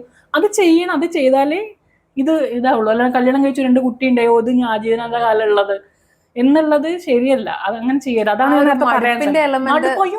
നമുക്ക് എനിക്ക് എപ്പോഴും അറിയാം, എന്നും ഇന്ത്യൻ കോഫി ഹൗസിൽ പോയി ഭക്ഷണം കഴിച്ചാൽ എനിക്ക് മടുക്കുന്ന വെച്ചാൽ എനിക്കൊക്കെ ഒരാഴ്ച കാര്യം ചെയ്താൽ മടുക്കും. അതുകൊണ്ട് പിന്നെയാണ് ഒരാളുടെ കൂടെ ലൈഫിലോ എനിക്കൊരാളുടെ കൂടെ ലൈഫ് ലോങ് ചോദിക്കണേ എൻ്റെ ലൈഫ് അത്ര എക്സൈറ്റഡ് ആയിരിക്കണം. എനിക്ക് ചെറിയ എൻ്റെ സെലിബ്രേഷൻസ് ചെയ്യണം, ബർത്ത്ഡേ സെലിബ്രേറ്റ് ചെയ്യണം, വെഡിങ് ആനിവേഴ്സറി മറന്നു പോവുക. നിങ്ങൾക്ക് എന്തത്ര വലിയ ലോകത്തെ ഇറാഖിന്റെയും നയതന്ത്രമൊന്നും ആലോചിക്കണ്ടോ? എനിക്ക് മനസ്സിലായില്ല. വെഡിങ് ആനിവേഴ്സറി ആലോചിച്ച് വെക്കാൻ പറ്റില്ല. ശരി, ഒരു ബുക്കിൽ എഴുതിയൊക്കെ ഫോണിൽ റിമൈൻഡർ ഇടൂ, സർപ്രൈസ് ചെയ്യൂ നിങ്ങളുടെ വൈഫിനെ അല്ലെങ്കിൽ ഹസ്ബൻഡിനെ. എന്നാ വെച്ചാൽ നിങ്ങളുടെ പങ്കാളിയെ ഇമ്പോർട്ടൻ്റ് ആണെന്ന് പറഞ്ഞ് കൊണ്ടു കിടക്കാനുള്ള അത് എന്ത് തരം റിലേഷൻഷിപ്പ് ആവട്ടെ, അല്ലെങ്കിൽ നിങ്ങളുടെ കൂടെ നിൽക്കുന്ന ആൾക്ക് ഇപ്പോൾ നമ്മൾ ഫ്രണ്ട്സ് തമ്മിൽ ചെയ്യില്ലേ, ഞാൻ നിന്റെ ബർത്ത്ഡേ ഓർത്ത് വയ്ക്കണം, നീ എൻ്റെ ബർത്ത്ഡേ ഓർത്ത് വയ്ക്കണം, നമുക്ക് അങ്ങോട്ടും ഇങ്ങോട്ടും വലിയ ബാധ്യത ഉണ്ടായിട്ടല്ല, പക്ഷെ നമ്മൾ ഓർക്കും അത്. ഓക്കെ, ഇന്ന് അനുവിൻ്റെ ബർത്ത്ഡേ ആണ് എന്നും അത് സ്വാഭാവികമായിട്ട് അത് എന്തെങ്കിലും ചെയ്യണ്ടേന്നൊക്കെ ഞാൻ ആലോചിക്കുമല്ലോ. ആ ഒരു പരിഗണന വളരെ വളരെ പ്രധാനമാണ്, വളരെ ഇമ്പോർട്ടൻ്റ് ആണ്. അതേപോലെ അതിനൊപ്പം തന്നെ അനു പറഞ്ഞ പോയിന്റും, ഈ എപ്പോഴും ഒട്ടിയിരുന്ന് നടക്കലല്ല റിലേഷൻഷിപ്പ്, അല്ലെങ്കിൽ അത് അതിന്റെ ക്വാളിറ്റി നിർണ്ണയിക്കുന്ന ഒരു സാധനമല്ല. നമ്മൾ ഗ്രോ ചെയ്യുന്നുണ്ടോ, നമ്മൾ ഹാപ്പി ആയിട്ട് ഇരിക്കുന്നുണ്ടോ, നമുക്ക് അതിന് എന്തൊക്കെയാണ് ഡെവലപ്പ് ചെയ്യാൻ പറ്റുന്നത്, മറ്റേയാളുടെ ഗ്രോത്തിൽ നമുക്ക് സഹായിക്കാൻ പറ്റുന്നുണ്ടോ, മറ്റേയാൾക്ക് സമാധാനം ഉണ്ടോ, ഒരു റിലേഷൻഷിപ്പ് നിൽക്കുമ്പോൾ മറ്റേയാൾ പീസിലാണോ ഉള്ളത്, അയാളുടെ സ്റ്റേറ്റ് ഓഫ് മൈൻഡ് എങ്ങനെയാണ്, അത് വേഴ്സ് ആവാതെ നോക്കാൻ പറ്റുന്നുണ്ടോ. നമ്മൾ ചിലപ്പോൾ അൺഇൻറ്റൻഷനലി ചെയ്യുന്ന കാര്യങ്ങൾ ചിലപ്പോൾ മറ്റേയാളെ ട്രിഗർ ചെയ്യുന്നതായിരിക്കും, അതില്ല നോക്കുന്നു, നമുക്ക് അത്രയും മനസ്സിലാക്കാൻ പറ്റുന്നുണ്ടോ. ഇതൊക്കെ ഞാനും ഒക്കെ റിലേഷൻഷിപ്പ് ചെയ്തിട്ടുള്ള മണ്ടത്തരങ്ങളാണ്. ചിലപ്പോൾ നമ്മുടെ കൈ വിട്ടുപോകും, മനുഷ്യനാണല്ലോ. പക്ഷെ അത് തെറ്റാണെന്ന് മനസ്സിലാക്കിയെങ്കിലും നമ്മൾ വേണം. ഞാൻ അങ്ങനെ ചെയ്തത് ശരിയല്ല, ഞാൻ അങ്ങനെ ഒരാളുടെ ലൈഫിലെ സ്പേസുകളെ കവർന്നെടുത്തത് ശരിയല്ല എന്നെങ്കിലും മനസ്സിലാക്കണം. 2 പേർക്കും വ്യത്യസ്തമായ ഫ്രണ്ട് സർക്കിൾ ഉണ്ടായിരിക്കണം എപ്പോഴും. അത് എപ്പോഴും പ്രധാനം. വേറെ ആയിരിക്കണം. അത് കോമൺ ഫ്രണ്ട് സർക്കിൾ ആവാനേ പാടില്ല. കാരണം ഇപ്പൊ എനിക്കെന്തെങ്കിലും പ്രശ്നം, എനിക്ക് ഓടി വരാൻ കുറച്ച് ആളുകൾ വേണം. അത് ചിലപ്പോൾ പ്രശ്നമൊന്നും വേണ്ട, എനിക്ക് വെറുതെ സംസാരിക്കാൻ കുറച്ച് ആളുകൾ വേണം. ഭർത്താവിൻ്റെ കുറ്റമായിരിക്കും. ഇപ്പം ഞങ്ങൾ കസിൻസിൻ്റെ ഒരു ഗ്രൂപ്പ് ഉണ്ട്. അപ്പം ഞങ്ങൾ അവിടെ ഫുൾ ഞാൻ മാത്രമേ ഭർത്താവില്ലാത്തുള്ളൂ. ഭർത്താക്കന്മാരെ കുറ്റം പറിച്ചാൽ ഞാൻ എല്ലാവരും സപ്പോർട്ട് ചെയ്യും. ഒക്കെ എൻ്റെ ഏട്ടൻ്റെ ഭാര്യമാരാണെങ്കിലും അത് ശരിയാ, എൻ്റെ ഏട്ടനെ പോലെ ഇങ്ങനെ എന്നൊക്കെ പറഞ്ഞു അവർക്ക് വെന്റ് ഔട്ട് ചെയ്യാനൊരു സ്പേസ് വേണം എന്നുള്ളതാണ് അതിൽ ആക്ച്വലി. അപ്പം ഞാൻ പറയാം, ശരിയാണ് എടുത്തി, ഏട്ടൻ അങ്ങനെ ചെയ്ത് ശരിയായില്ല, അങ്ങനെ ചെയ്തുകൂടാ എന്നൊക്കെ പറയാം. അപ്പം അവർക്കിത് പറയാനൊരു സ്ഥലം വേണ്ടേ. ആളുകൾക്ക് ഇമോഷൻസ് കമ്മ്യൂണിക്കേറ്റ് ചെയ്യാൻ ഒരു സെപ്പറേറ്റ് സർക്കിൾ ഇല്ലാതെ എങ്ങനെ മുന്നോട്ട് പോകും. അവർക്ക് അവരുടെ കൂടെ ടൈം സ്പെൻഡ് ചെയ്യണം, ടൂർ പോകണം, 1 day സ്റ്റേക്കേഷൻ, ഒരു ദിവസം പുറത്ത് പോയി കുക്ക് ചെയ്ത മക്കളൊക്കെ വിട്ട് ഭക്ഷണം കഴിച്ച് വെറുതെ റിലാക്സ് ആയിട്ട് ഇരിക്കാനുള്ള സ്പേസ് വേണം. ഇതൊന്നും ഇല്ലാതെ നമ്മളെ തന്നെ വരിഞ്ഞു മുറുക്കി 15 കൊല്ലം ഒരുമിച്ച് 15 years of togetherness Facebook status ഉള്ളതുകൊണ്ട് വലിയ പ്രയോജനമൊന്നും ലൈഫിനുണ്ടാവുമെന്ന് ഞാൻ വിശ്വസിക്കുന്നില്ല. 1 day ഓഫ് ഹാപ്പിനെസ് ഉണ്ടോ നോക്കിയാൽ മതി നിങ്ങൾ. അങ്ങനെ ആ ഒരു ഈ പറഞ്ഞ ഇമോഷണൽ നീഡ്സ് എല്ലാം മീറ്റ് ചെയ്യുന്ന അല്ലെങ്കിൽ മീറ്റ് ചെയ്യാൻ ശ്രമിക്കുന്ന റിലേഷൻഷിപ്പുകളിലാണെങ്കിൽ പോലും ഇപ്പോഴാണ് നമ്മൾ ശരിക്കും ഫീമെയിൽ സെക്ഷുവാലിറ്റി എക്സ്പ്ലോർ ചെയ്യാൻ തുടങ്ങിയത്. അങ്ങനെ ഒരു കൺസെപ്റ്റ് ഉണ്ട്. എനിക്ക് തോന്നുന്നു വളരെ 100-ൽ താഴെ വർഷങ്ങളെ ആയിട്ടുണ്ടാവുള്ളൂ ഫീമെയിൽ ഓർഗാസം എന്ന് പറയുന്ന ഒരു സംഗതി ഉണ്ട് എന്ന് ശാസ്ത്രജ്ഞന്മാർക്ക് തിരിച്ചറിഞ്ഞതിന് ശേഷം തന്നെ. ഹിസ്റ്റീരിയയൊക്കെ കുറിച്ച് പറയുന്ന കോൺസെപ്റ്റ് ഒക്കെ പോലെ തന്നെ. അപ്പോൾ ഇപ്പോഴുള്ള സിനിമകൾ കുറച്ചും കൂടി ഫീമെയിൽ സെക്ഷുവാലിറ്റി എക്സ്പ്ലോർ, അനശ്വര സിനിമ കൂടുതലായി ശ്രദ്ധിക്കുന്ന ഒരാളായതുകൊണ്ടുകൂടി അതും കൂടി കൂട്ടിച്ചേർത്ത് പറയുകയാണെങ്കിൽ ഫീമെയിൽ സെക്ഷുവാലിറ്റി എക്സ്പ്ലോർ ചെയ്യുന്ന, ചെറുതായിട്ടെങ്കിലും സംസാരിച്ചു കൊടുക്കുന്ന, പ്രത്യേകിച്ച് ദാമ്പത്യത്തിനുള്ളിലെ സ്ത്രീയുടെ സെക്ഷുവാലിറ്റി മടുപ്പുകൾ ഒക്കെ എക്സ്പ്ലോർ ചെയ്യുന്ന വളരെ കുറച്ച് സിനിമകളുണ്ട്. എനിക്ക് തോന്നുന്നു നമ്മുടെ ഗ്രേറ്റ് ഇന്ത്യൻ കിച്ചൺ ഒക്കെ അത് കുറച്ചും കൂടി ഓപ്പണായി കമ്മ്യൂണിക്കേറ്റ് ചെയ്യാൻ ശ്രമിച്ചിട്ടുള്ള സിനിമകളാണ്. അപ്പോൾ അങ്ങനെയുള്ള ആ ഫീമെയിൽ സെക്ഷുവാലിറ്റി എക്സ്പ്ലോർ ചെയ്യുന്ന ഒരു ചിന്ത ഇപ്പോഴെങ്കിലും നമ്മുടെ സമൂഹത്തിലുണ്ട്. അത് പക്ഷെ ഒരു ദാമ്പത്യത്തിനുള്ളിൽ അങ്ങനെ എക്സ്പ്ലോറേഷൻസ് എത്രത്തോളം നടക്കുന്നുണ്ട് എന്നുള്ളത് നമുക്ക് ഇപ്പോഴും ദുരൂഹമാണ്. കാരണം അത് ഇപ്പോഴും ഒരു ടാബു സബ്ജക്റ്റ് ആണ്. കല്യാണം കഴിച്ചു കഴിഞ്ഞാൽ അവർ ഒരു മാരീഡ് യൂണിറ്റ് ആണ്, അല്ലാതെ അവരൊരു റൊമാൻറ്റിക് യൂണിറ്റ് ആയിട്ട് നമ്മൾ അതിനെ പരിഗണിക്കുന്നില്ല. അതേസമയം തന്നെ മറ്റ് റിലേഷൻഷിപ്പുകളിൽ അവർ ഓപ്പണായി അത് എക്സ്പ്ലോർ ചെയ്യാൻ തയ്യാറാവുന്നുമുണ്ട്. ഈ രണ്ട് പാർട്ട്നേഴ്സും അവരുടെ സ്പേസുകളിൽ വളരെ ഓപ്പണായി എക്സ്പ്ലോർ ചെയ്യാൻ തയ്യാറാവുന്നുമുണ്ട്. ആ ഒരു വൈരുദ്ധ്യം, അത് മാരേജ് എന്ന് പറയുന്നത് ഒരു അൺനാച്ചുറൽ കോൺസെപ്റ്റ് ആയതുകൊണ്ട് കൂടി ആയിരിക്കില്ലേ. കാരണം മാരീഡ് ആയി കഴിഞ്ഞാൽ ഈ പറഞ്ഞ റൊമാൻസ് ആണെങ്കിലും അല്ലെങ്കിൽ അവരുടെ സെക്ഷൽ പ്ലഷറിന് വേണ്ടിയിട്ടുള്ള എക്സ്പ്ലോറേഷൻസ് ആണെങ്കിലും ഒക്കെ ഒരു പരിധിക്കപ്പുറം ആ റെസ്പോൺസിബിലിറ്റികളിൽ തടഞ്ഞു നിൽക്കുകയും, മാരേജ് എന്ന് പറയുന്ന ഒരു കൺവീനിയൻസിന് വേണ്ടിയിട്ടുള്ള അല്ലെങ്കിൽ ഈവൻ ഒരു ഫിനാൻഷ്യൽ ഇൻസ്റ്റിറ്റ്യൂഷനായിട്ടും അല്ലെങ്കിൽ ഒരു സൊസൈറ്റിയുടെ ഒരു യൂണിറ്റ് ആയിട്ടും ഒക്കെ മുന്നോട്ട് പോവുകയും, അതേസമയം ഈ പറഞ്ഞ നമ്മൾ റിലേഷൻഷിപ്പുകളിൽ ഒരു റൊമാൻറ്റിക് പാർട്ട്നേഴ്സ് തമ്മിലുള്ള റിലേഷൻഷിപ്പുകളിലുള്ള ഒരു സെക്ഷുവാലിറ്റിയുടെ എക്സ്പ്ലോറേഷൻസ് മറ്റ് റിലേഷൻഷിപ്പുകളിൽ പ്രോഗ്രസ് ചെയ്യുകയും ചെയ്യുമ്പോൾ ഇത് രണ്ടും വല്ലാതെ വഴിപിരിഞ്ഞു പോകുന്നതായിട്ട് തോന്നിയിട്ടുണ്ടോ? തീർച്ചയായിട്ടും. എപ്പോഴും നേരത്തെ നമ്മൾ പറഞ്ഞ മടുപ്പ് എന്ന് പറഞ്ഞ സാധനത്തിൽ സെക്സ് എന്ന് പറഞ്ഞ സാധനത്തിന് ഭയങ്കര ഒരു ഇമ്പോർട്ടൻസ് ഉണ്ട്. നിങ്ങളുടെ സെക്ഷൽ ലൈഫ് ഭയങ്കര ആക്റ്റീവ് ആണെങ്കിൽ ഈ മടുപ്പ് എന്ന് പറഞ്ഞ സാധനം കുറേയൊക്കെ കുറയും. നമ്മുടെ ഒരു ബേസിക് ഫ്രസ്ട്രേഷൻസ് ഒക്കെ കുറയാനും ഒരു ജോയ്ഫുൾ ആയിട്ട് നമുക്ക് ഇരിക്കാനൊക്കെ നമ്മളെ സെക്ഷൽ സാറ്റിസ്ഫാക്ഷൻസ് ഹെൽപ്പ് ചെയ്യുമല്ലോ. പറഞ്ഞ പോലെ ഇപ്പൊ വൈബ്രേറ്റർ കണ്ടുപിടിച്ച കഥ എന്നാളാരോ FBയിൽ എഴുതി. അപ്പോഴാണ് സ്ത്രീകൾക്കൊന്ന് ഹിസ്റ്റീരിയ ഉണ്ടായിരുന്നു എന്നും അതിനെ രഹസ്യഭാഗങ്ങളിൽ മസാജ് ചെയ്തുകൊണ്ടാണ് ഡോക്ടേഴ്സ് രതിമൂർച്ചുണ്ടാക്കിക്കൊണ്ടാണ് അതിനെ സോൾവ് ചെയ്തിരുന്നതെന്നും പിന്നെയാണ് വൈബ്രേറ്റർ എന്ന് പറഞ്ഞ കൺസെപ്റ്റ് വന്നത്. അത് ശരിക്കും ഡോക്ടേഴ്സാണ് യൂസ് ചെയ്തിരുന്നതെന്നും ഇപ്പോഴാണ് പിന്നെയൊക്കെ നമ്മുടെയൊക്കെ ഇടയ്ക്ക് തന്നെ വൈബ്രേറ്റർ എന്ന് പറഞ്ഞ സാധനം ഫേമസ് ആയി തുടങ്ങി. മുന്നേ ഉണ്ടായിരിക്കും നമ്മൾ, പക്ഷെ അതിനെക്കുറിച്ച് സംസാരിക്കുകയോ ഒന്നും അതിനെ എക്സ്പ്ലോർ ചെയ്യാം. അങ്ങനെ ഒരു സാധനം ഉണ്ടോ, ഓക്കെ ഓർഗാസം സ്ത്രീകൾക്ക് വളരെ ഇമ്പോർട്ടൻ്റ് ആണ് എന്നുള്ളത്. എനിക്കറിയില്ല എത്ര ശതമാനം സ്ത്രീകൾക്ക് ഈ ഓർഗാസം ഇപ്പോഴും വിവാഹത്തിന് ശേഷം ഉണ്ടായിട്ടുണ്ട് എന്നുള്ളത്, അല്ലെങ്കിൽ അതിനെ പരിഗണിക്കപ്പെടുന്നുണ്ട്, അങ്ങനെ ഒരു സംഗതി ഉണ്ട് എന്നുള്ളത് എത്ര വളരെ വളരെ ചുരുക്കം സ്ത്രീകൾക്കാണ് ഉണ്ടായിട്ടുള്ളത് എന്നാണ് ഞാൻ മനസ്സിലാക്കുന്നത്. ഞാൻ സംസാരിക്കുന്ന സ്ത്രീകളുടെ ഇടയ്ക്ക് തന്നെ വളരെ വളരെ റെയറാണ് ഈ ഓർഗാസം ഉണ്ടാവുക, അല്ലെങ്കിൽ അതിനെ പരിഗണിക്കുന്ന, അതിനെ അറിയുന്ന ഒരു പുരുഷൻ എന്നുള്ളത്. എന്നാളൊരു ഫേസ്ബുക്ക് ചർച്ചയിൽ ഒരാൾ എഴുതിയിട്ടുണ്ടായിരുന്നു, അല്ലെങ്കിലും ഈ വൈബ്രേറ്റർ ഒക്കെ സ്ത്രീകൾക്കല്ലേ ഉള്ളൂ, ഞങ്ങൾ പുരുഷന്മാർക്കും ഒന്നുമില്ലല്ലോ. പുരുഷന്മാർക്കുള്ള വൈബ്രേറ്റർ ഉണ്ട്, അല്ല വൈബ്രേറ്റർ എന്നുള്ള അല്ലെങ്കിൽ ഒരു സെക്ഷൽ ടോയ് ഉണ്ട് എന്നുള്ളത് അറിയില്ല ആളുകൾക്ക്. അതിനുള്ളൊരു ഉപകരണം മാർക്കറ്റിൽ അവൈലബിൾ ആണെന്നുള്ളത് പോലും അറിയില്ല. ആണുങ്ങളെ സംബന്ധിച്ച് വളരെ ചെറുപ്പത്തിൽ, ഇപ്പോൾ 6ാം ക്ലാസ്സിലോ 6ാം ഇപ്പോൾ വളരെ ലേറ്റാന്ന് തോന്നുന്നു, കുട്ടികൾ മാസ്റ്റർബേറ്റ് ചെയ്ത് തുടങ്ങുന്നു. പക്ഷെ പെൺകുട്ടികൾക്ക് അങ്ങനെ ഒരു സെക്ഷൽ ഫീലിങ്ങുകൾ ഉണ്ടാവുമെങ്കിലും അതിനെ എങ്ങനെയെങ്കിലും ചെയ്യുമെങ്കിലും ഇതൊരു പ്ലഷറിന് വേണ്ടിയുള്ള സാധനമാണെന്ന് മനസ്സിലാക്കി അവർ മാസ്റ്റർബേറ്റ് ചെയ്യുന്ന കുറേയും കൂടി ലേറ്റർ ഇയേഴ്സിലായിരിക്കും. ഇതേവരെ ഓർഗാസം ഉണ്ടാവാത്ത സ്ത്രീകളും ഇഷ്ടം പോലെ ഉണ്ട്. തീർച്ചയായിട്ടും. അതിനെ നമ്മൾ ഒരു സമയത്തും അഡ്രസ്സ് ചെയ്യുകയോ സംസാരിക്കുകയോ, അതെവിടെയാ കല്യാണം കഴിക്കാൻ പോകുന്ന സ്ത്രീകളോട് എന്താണ് പറഞ്ഞു കൊടുക്കുന്നത്. ഇപ്പൊ മുന്നേ റിലേഷനിൽ പോകുന്നില്ല, വെർജിനായിട്ട് കല്യാണത്തിലേക്ക് പോകുന്ന ഒരാളെ സംബന്ധിച്ച് അറിയുന്നേ ഉണ്ടാവില്ല എന്താണ്. ആരും അതിനെ കുറിച്ച് സംസാരിക്കുന്നില്ലല്ലോ. നമ്മൾ ജാതകവും പണവും തൊഴിലും അവിടുത്തെ വീട്ടിൽ സൗകര്യങ്ങളും അല്ലാതെ ഈ സെക്ഷൽ പ്രിഫറൻസ് അല്ലെങ്കിൽ സെക്ഷൽ കോമ്പാക്റ്റബിലിറ്റി ഇവർ തമ്മിലുള്ളത് ആലോചിക്കുന്ന പോലില്ല. അങ്ങനെ ഒരു എന്ത് ചേർച്ചയുണ്ടോ എന്ന് ചോദിക്കുക. എന്ത് ചേർച്ച? പൊക്കം ആണിനൊക്കെ പൊക്കം കുറവാണ്, പെണ്ണിന് എല്ലാവരും നിറം കറക്റ്റാണ്, അതാണ് ചേർച്ച. തടിയില്ല, ഇതൊക്കെയാണ് ചേർച്ച. അല്ലാതെ വേറെ സെക്ഷലി ഇവരെങ്ങനെയാണ് എന്താണെന്നറിയില്ല. എത്രയോ ആളുകൾ ഒരുപാട് വളരെ ലേറ്റ് ആയിട്ട് വേറൊരു റിലേഷൻഷിപ്പ്, എക്സ്ട്രാ മാരിറ്റൽ റിലേഷൻഷിപ്പ് ഉണ്ടാകുമ്പോഴൊക്കെയാണ് സെക്ഷൽ പ്ലഷർ എന്താണെന്നൊക്കെ തിരിച്ചറിയുന്ന ആളുകൾ ഉണ്ടായിട്ടുള്ളത്. പക്ഷെ ആണുങ്ങൾക്ക് അത് അങ്ങനെയാവാൻ ഒരു സാധ്യതയില്ല. കാരണം നമ്മുടെ സമൂഹം കുറേയും കൂടി ഇതിന് ആൺകുട്ടികളുടെ സർക്കിളിൽ ഇതിനെക്കുറിച്ച് സംസാരിക്കുന്നു. പിന്നെ ആൺകുട്ടികളെ സംബന്ധിച്ച് ഇജാക്കുലേഷൻ എന്ന് പറഞ്ഞ പ്രക്രിയ സംഭവിച്ചാൽ സെക്ഷൽ സാറ്റിസ്ഫാക്ഷൻ ഉണ്ടാവും. സ്ത്രീകളെ സംബന്ധിച്ച് അങ്ങനെയല്ല, അതൊരു ടൈം എടുക്കുന്ന ഒരു പ്രോസസ്സാണ്. അതിന് ചിലപ്പോൾ എക്സ്റ്റേണൽ സ്റ്റിമുലേഷൻസ് ആവശ്യമുണ്ട്, ചില ആളുകൾക്ക് ഇന്റേണൽ ഇതായിരിക്കും, പെനട്രേഷൻ ആയിരിക്കും. ഇതൊക്കെ വളരെ സ്ത്രീകളുടെ ഇതെന്ന് വെച്ചാൽ വളരെ ആണുങ്ങളിൽ നിന്ന് വ്യത്യസ്തമായതുകൊണ്ട് ഇതൊരു അതിനു വേണ്ടി പ്രവർത്തിച്ചാലേ സെക്ഷൽ സാറ്റിസ്ഫാക്ഷൻ കിട്ടുള്ളൂ, രതിമൂർച്ച ഉണ്ടാവുള്ളൂ. അതിനുവേണ്ടി മെനക്കെടാൻ തയ്യാറല്ല. ചിലപ്പോൾ ഏർലി മാരേജിന്റെ ആദ്യ സമയങ്ങളിൽ ചിലപ്പോൾ സംഭവിച്ചേക്കാം. അല്ല, ഒരു 2 വർഷം കഴിഞ്ഞ് 3 വർഷം കഴിഞ്ഞാൽ കുട്ടി ഉണ്ടായില്ലെങ്കിൽ കുട്ടി ഉണ്ടാവാനുള്ള പീരീഡിൽ മാത്രമാണ് സെക്സ് എന്ന് പറഞ്ഞ സാധനം ഉള്ളത്. ഞാൻ അങ്ങനെ കേട്ട് ഞെട്ടിയിട്ടുണ്ട്. അതായത് ഓവുലേഷൻ ഡേയ്സിലാണ് സെക്സ് ചെയ്യുള്ളൂ. എന്തിനാ കുട്ടി ഉണ്ടാക്കാനുള്ള പ്രോസസ്സാണല്ലോ. അതിന് അല്ലാതെ അവർക്ക് അങ്ങനെ ഒരു ഇന്റിമസി, സെക്ഷൽ ഇന്റിമസിയോ അല്ലെങ്കിൽ പാർട്ട്നേഴ്സ് തമ്മിലുള്ള സ്നേഹമോ അതൊന്നും അതിന് വിഷയമല്ല. അത് കഴിഞ്ഞാൽ ഇപ്പൊ 2 കുട്ടികളായി, പിന്നെ സെക്സ് എന്ന് പറഞ്ഞു കഴിഞ്ഞാൽ കിടന്നു കൊടുക്കുക എന്നുള്ളതാണ് സ്ത്രീയുടെ ഒരു പ്രാഥമികമായ കടമ. അത് കഴിഞ്ഞാൽ പിന്നെ വേറെ ഒന്നുമില്ല. പലപ്പോഴും ഇതൊരു പ്രശ്നമായിട്ട് പോലും ആൾക്കാർ അഡ്രസ് ചെയ്യില്ല. അത് നമ്മുടെ ആൺകുട്ടികൾക്കും അതിനെപ്പറ്റി ഒരു വിദ്യാഭ്യാസ കുറവുണ്ട്. അതായത് ഈ പറഞ്ഞ പോലെ പെനട്രേറ്റീവ് സെക്സിൽ എത്ര സ്ത്രീകൾക്ക് ഓർഗാസം ഉണ്ടാവാം വളരെ വളരെ വളരെ കുറവാണ്. ആ ഒരു ക്ലിറ്റോറൽ ഓർഗാസത്തെ കുറിച്ചോ ഒന്നും ആൺകുട്ടികളുടെ സർക്കിളിൽ പോലും അവർ സംസാരിക്കുന്നില്ലല്ലോ.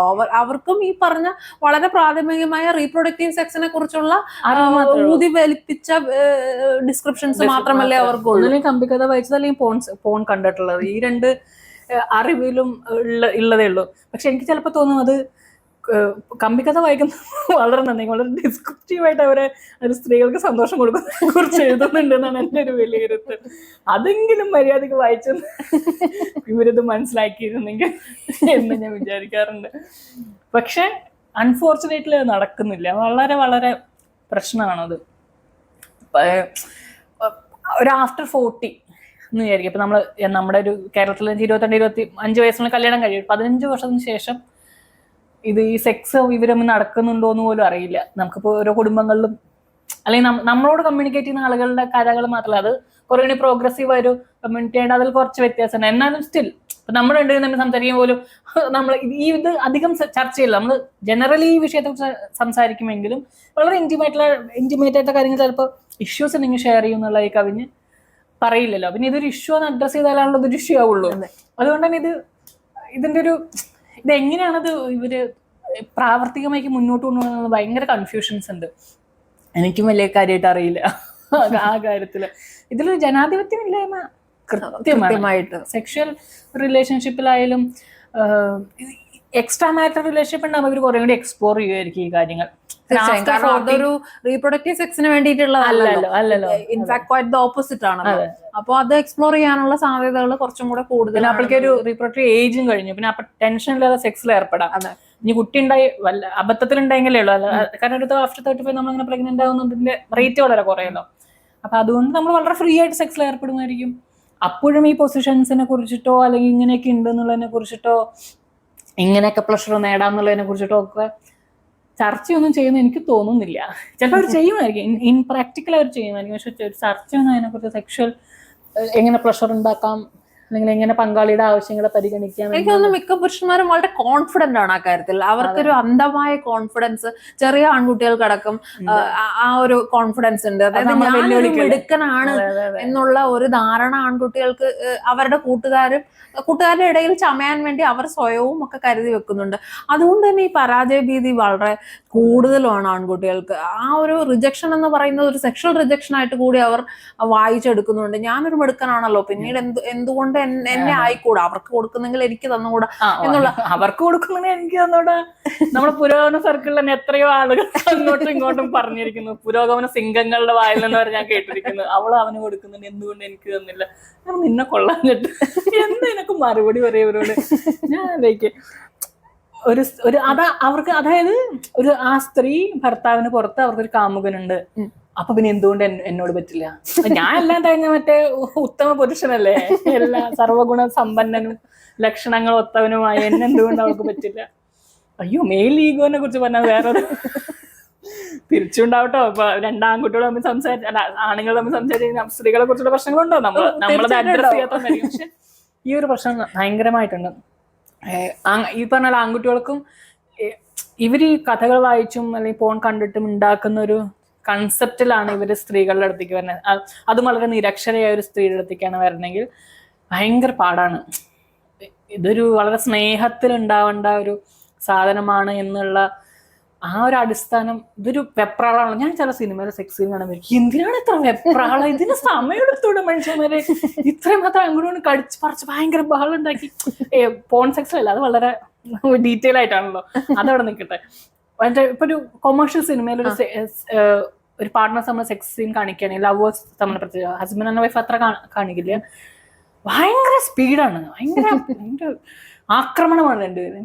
കൊമേഴ്ഷ്യൽ സിനിമ, ഐ മീൻ ഈ സോഫ്റ്റ് പോൺ സിനിമകളിലെ സെക്സ് സീൻ എന്ന് പറഞ്ഞാൽ വളരെ തമാശയാണ്. അവർ ഫുള്ളി ക്ലോത്ത് ആയി കുറെ സമയം വളരെ വിയേർഡ് ആയിട്ടുള്ള കുറെ കാര്യങ്ങൾ ചെയ്യും. പിന്നീട് ഒരു 3-4 സെക്കൻഡിനകത്ത് കാര്യങ്ങളെല്ലാം കഴിയും. വളരെ വിയേർഡ് ആയിട്ടുള്ള രീതിയിലാണ് എനിക്ക് തോന്നുന്നു ഇന്ത്യൻ സോഫ്റ്റ് പോൺ സിനിമകൾ ഉണ്ടാവുക. ഞാൻ എപ്പോഴും അതിനെ കുറിച്ച് ഇപ്പൊ ലവ് സ്റ്റോറീസ് ഒക്കെ പോലെ വളരെ വളരെ വളരെ കുറച്ച് സിനിമകളാണ് ഇതിനെ കുറിച്ച് ഒരു സീരിയസ് ആയിട്ടുള്ള എന്തെങ്കിലും ഒരു ഫീമെയിൽ പ്ലഷറിനെ കുറിച്ച് സംസാരിക്കുകയോ ഇതുണ്ട്. അതിലിങ്ങനെ അവിടെ കിടന്നിങ്ങനെ എണ്ണുമല്ലോ ഈ ടൈം, അതൊക്കെ ഭയങ്കര എപ്പോഴും ഇൻസ്റ്റാഗ്രാമിൽ റീല് കാണാം 1 minute is enough, ഭയങ്കര കൂടുതൽ അല്ലേന്നൊക്കെ പെൺകുട്ടിയോട് ചോദിക്കലും, പെൺകുട്ടിന്റെ റിയൽ ലൈഫിൽ 1 minute is enough എന്ന് മനസ്സിലാക്കലും, ഇതൊക്കെ വളരെ ഈ 1 minute ആയാലും ഹാഫ് ആൻ അവർ ആയാലും രണ്ടുപേര് തമ്മിലുള്ള ഒരു പ്ലഷർ അവിടെ നടക്കുന്നുണ്ടെങ്കിൽ പിന്നെ നിങ്ങൾ ഒരു 1 മണിക്കൂർ സെക്സ് ചെയ്തിട്ടും കാര്യമില്ല എന്നാണ് ഞാൻ വിശ്വസിക്കുന്നത്. പരസ്പരമുള്ള ഒരു കമ്മ്യൂണിക്കേഷൻ അല്ലേ, ഈവൻ അറ്റ്ലീസ്റ്റ് ആ 2 പേർ മാത്രമുള്ള ഒരു സിറ്റുവേഷനിലെങ്കിലും പരസ്പരമുള്ള കമ്മ്യൂണിക്കേഷൻ നടക്കുന്നില്ല എന്നുണ്ടെങ്കിൽ എന്തിനാണ് ഈ മെനക്കെടാൻ ഇത്രയ്ക്ക് ബുദ്ധിമുട്ട് അല്ല. എപ്പോഴും എനിക്ക് തോന്നുന്നു ഒട്ടും ജനാധിപത്യം ഇല്ലാത്ത രീതിയിലാണ് അത് ഉണ്ടാവുക. നമ്മുടെയൊക്കെ ലൈഫില് ഒരു പോയിന്റിൽ ചിലപ്പോൾ അങ്ങനെ ഉണ്ടായിട്ടുണ്ടാവും, പക്ഷെ തീരെ ജനാധിപത്യമില്ലാത്ത നമ്മുടെ എന്നാലും ഉണ്ടായിട്ടുണ്ടാവും ചില സമയത്തെങ്കിലും. പക്ഷെ നമ്മളെ പിന്നെയും പ്ലഷറിനെ കുറിച്ച് നമുക്ക് പ്ലഷർ വേണം എന്നുള്ളത് നമ്മൾ എനിക്ക് തോന്നുന്നു ഇപ്പൊ കുറച്ചും കൂടി ഈ വാട്സാപ്പ് കൂട്ടായ്മകളും പല സ്ഥലങ്ങളിലുള്ള സമാന മനസ്കരായ സ്ത്രീകൾക്ക് സംസാരിക്കാൻ ഒരു സമയം ഉള്ളത് കൊണ്ട് തന്നെ അങ്ങനെയുള്ള ഒരു പ്ലഷറിനെ കുറിച്ചാണെങ്കിലും ടോക്സിക് റിലേഷൻഷിപ്പുകളെ കുറിച്ചാണെങ്കിലും എവിടെയാണ് മെയിൽ ഈഗോ വർക്ക് ചെയ്യുന്നത് അങ്ങനെയുള്ള കാര്യങ്ങളൊക്കെ ഓപ്പണായി സംസാരിക്കാൻ സ്ത്രീകൾക്ക് ഒരു വേദി ഉണ്ടായത് കുറച്ചും കൂടെ ആ ഒരു അവരവരുടെ അവകാശങ്ങൾ തിരിച്ചറിയാനും ബന്ധങ്ങളിൽ തന്നെ ചോദിച്ച് വാങ്ങാനുമുള്ള ഒരു വേദി ഉണ്ടായിട്ടുണ്ടെന്ന് തോന്നുന്നല്ലേ ആ ഒരു ഫീമെയിൽ കൂട്ടായ്മ എന്ന് പറയുന്നത്. തീർച്ചയായിട്ടും സോഷ്യൽ മീഡിയ നമ്മുടെയൊക്കെ സമൂഹത്തെ അഡ്വേഴ്സ് ആയിട്ട് അഫക്ട് ചെയ്തിട്ടുണ്ട്. പക്ഷെ അതിലുപരി ഞാൻ എപ്പോഴും അതിന് പോസിറ്റീവായിട്ട് കാണുന്നത് നമുക്ക് ഒരുപാട് ഇൻഫോർമേഷൻസ്, ഒരുപാട് ആളുകൾ, ഒരുപാട് അനുഭവങ്ങൾ ഒക്കെ മനസ്സിലാക്കാൻ കാരണം ഇപ്പൊ ഞാനും നീ തമ്മിലുള്ള സൗഹൃദം ഉണ്ടാവുന്ന കാര്യം സോഷ്യൽ മീഡിയ ആണല്ലോ. നമ്മൾ ആദ്യം സംസാരിക്കുന്ന സോഷ്യൽ മീഡിയ, അല്ലെങ്കിൽ നീ എഴുതുന്നത് ഞാൻ എഴുതുന്നത് വായിക്കുന്നു, അങ്ങനെ ഒരു ഫീമെയിൽ സർക്കിൾ ഉണ്ടാക്കിയെടുക്കാനൊക്കെ എത്രയോ ഹെൽപ്പ് ചെയ്തിട്ടുണ്ട് സോഷ്യൽ മീഡിയ. വായിക്കാൻ നമ്മുടെ ചിന്ത മാറാൻ, ചില ആളുകളുടെ അനുഭവങ്ങൾ കേൾക്കുമ്പോൾ നമ്മൾ എത്ര പ്രിവിലേജ്ഡ് ആയിരുന്നു തിരിച്ചറിയാൻ, നമ്മുടെ കുട്ടിക്കാലം എത്ര പ്രിവിലേജ്ഡ് ആയിരുന്നു, നമ്മുടെ കൗമാരം അല്ലെങ്കിൽ നമുക്ക് കിട്ടിയുള്ള റിസോഴ്സുകൾ എത്രയായിരുന്നു, നമ്മുടെ റിലേഷൻഷിപ്പുകൾ എത്ര മോശമായിരുന്നു, അല്ലെങ്കിൽ നമ്മുടെ റിലേഷൻഷിപ്പിൽ എന്തൊക്കെ പ്രശ്നമുണ്ട്, ഇതും ഒരു ഇമോഷണൽ നമ്മൾ മിസ്യൂസ് ചെയ്യാണ് അവർ ചെയ്യുന്നത്, അല്ലെങ്കിൽ ഇത് ടോക്സിക് ആണ്, നമ്മുടെ ലൈഫിൽ ചെയ്ത കാര്യങ്ങൾ ടോക്സിക് ആയിരുന്നു, ഇതൊക്കെ നമ്മൾ മനസ്സിലാക്കണം സോഷ്യൽ മീഡിയയിലൂടെ അല്ല. നമ്മൾ എനിക്ക് റിലേഷൻഷിപ്പിനെ മോൾഡ് ചെയ്യാനും എന്ന് വെച്ചാൽ എൻ്റെ എല്ലാം പെർഫെക്റ്റ് റിലേഷൻഷിപ്പ് അങ്ങനെയൊന്നും ഞാൻ അവകാശപ്പെട്ടില്ല കേട്ടോ. എല്ലാ മനുഷ്യന്മാർക്കും പ്രശ്നങ്ങളൊക്കെ അത് ഏത് റിലേഷൻഷിപ്പിലും ഉണ്ട്. നമ്മളിനി എത്ര സാഹിത്യവും നിയമാവലികളും അരച്ച് കലക്കി കുടിച്ച 2 പേര് റിലേഷൻഷിപ്പിലായാലും പ്രശ്നമുണ്ട്. മനുഷ്യനാണ് അത്. അങ്ങനത്തെ പവർ ഇഷ്യൂസ് ഒക്കെ വരും. കാരണം നമ്മുടെ ജനറ്റിക് ആയിട്ടുള്ള ഇഷ്യൂസും നമ്മുടെ കൾച്ചറൽ പ്രശ്നങ്ങളും ഒക്കെ അതിൽ വരും. പക്ഷെ സ്റ്റിൽ സോഷ്യൽ മീഡിയ കാരണം ഒരുപാട് കൂട്ടായ്മകൾ, ഒരുപാട് വേദികൾ ഉണ്ടായിരുന്നു സ്ത്രീകൾക്ക് എഴുതാൻ, തുറന്നെഴുതാൻ. അപ്പൊ ഞാനൊക്കെ എഴുതിയത് ആദ്യമായിട്ട് സോഷ്യൽ മീഡിയയിലാണ്. പിന്നെ എനിക്കും നീ പറഞ്ഞ അപ്പൊ സദാചാര പ്രശ്നം ഇല്ലാത്ത എനിക്ക് എന്തും എഴുതാം, ആരും ചോദിക്കില്ല എന്നുള്ളതാണ്, എന്തും എഴുതാം. അപ്പോ ആളുകൾ അത്തരം കാര്യങ്ങളൊന്നും ഷെയർ ചെയ്യുന്നു. ഓക്കെ, അപ്പൊ ഇങ്ങനത്തെ പ്രശ്നങ്ങളുണ്ട്, ഓക്കെ ഇത്രയും സമയമായിട്ടും ഫീമെയിൽ ശരീരത്തെ കുറിച്ച് മനസ്സിലാക്കാത്തുണ്ട്, അതിന് അവർക്ക് ട്രോമ ഉണ്ടായിരുന്നു എന്നൊക്കെ നമ്മൾ മനസ്സിലാക്കുന്നത്. ഇപ്പൊ പീരീഡ്സ് എങ്ങനെ ആവണേന്ന് അറിയാതെ കുറെ കാലം ജീവിച്ച സ്ത്രീകളുണ്ടെന്നും. ഇപ്പൊ ഞാൻ മെറ്റേണൽ ഹെൽത്തിൽ ഡൽഹിയിൽ വർക്ക് ചെയ്യുന്ന സമയത്ത് അവിടുത്തെ സ്റ്റോറീസ് കേട്ട നമ്മുടെയൊക്കെ ലൈഫ് സ്വർഗത്തിൽ ആണ് നമ്മൾ ജീവിക്കുന്നത്, സ്വർഗം എന്ന് പറഞ്ഞ കൺസെപ്റ്റ് ഉണ്ടെങ്കിൽ അങ്ങനെയാണെന്ന്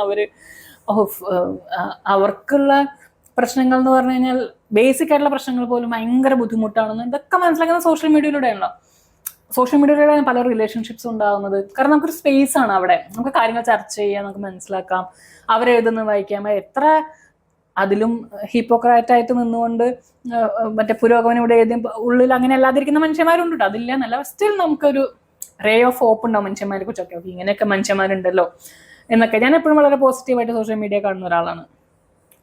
സോഷ്യൽ മീഡിയ ഇല്ലായിരുന്നെങ്കിൽ നമ്മുടെ ലൈഫൊന്നും എനിക്ക് ഇത്രയും ഇവോൾവ് ചെയ്യാൻ പറ്റില്ലായിരുന്നു എന്ന് വിശ്വസിക്കുന്ന ഒരാളാണ്. നമ്മുടെ ബന്ധങ്ങളായാലും കുട്ടികൾക്കായാലും അതിന് സ്പേസ് ഉണ്ട്. എവിടുത്തെ ആൾക്കാരുമായിട്ട് സംസാരിക്കാം. ഇപ്പോഴത്തെ കുട്ടികൾക്ക് ഒരുപാട് കാര്യങ്ങളെ കുറിച്ച് അറിയാമല്ലോ. അവിടെ അങ്ങനെ ഉണ്ട്, ഇവിടെ ഇങ്ങനെ ഉണ്ട്. കുറേയൊക്കെ ഇവരിങ്ങനെ സംസാരിക്കും. മറ്റേ കുറേ വീഡിയോസ് ഉണ്ടല്ലോ, മറ്റേ അവിടുത്തെ യൂട്യൂബ് ഈ ഡേ ഇൻ മൈ ലൈഫ് പോലത്തെ വീഡിയോസ് ഉണ്ട്. റയാൻ എന്ന് പറഞ്ഞ കുട്ടി, അയർലൻഡിലെ കുട്ടി വീഡിയോ ചെയ്യുന്നു. അപ്പൊ അതിവിടെ ഇരുന്നിട്ട് നാട്ടിലിരിക്കുന്ന ഒരാൾ കാണുന്നു. അങ്ങനെ അവർ കൾച്ചറലി കാര്യങ്ങൾ ഷെയർ ചെയ്യുന്നു. അതൊക്കെ ഞാൻ ഭയങ്കര രസകരമായിട്ടാണ് നോക്കി കാണുന്നത്. അതൊക്കെ വളരെ പോസിറ്റീവ് ആയിട്ട് കാണുന്ന ഒരാളാണ് ഞാൻ.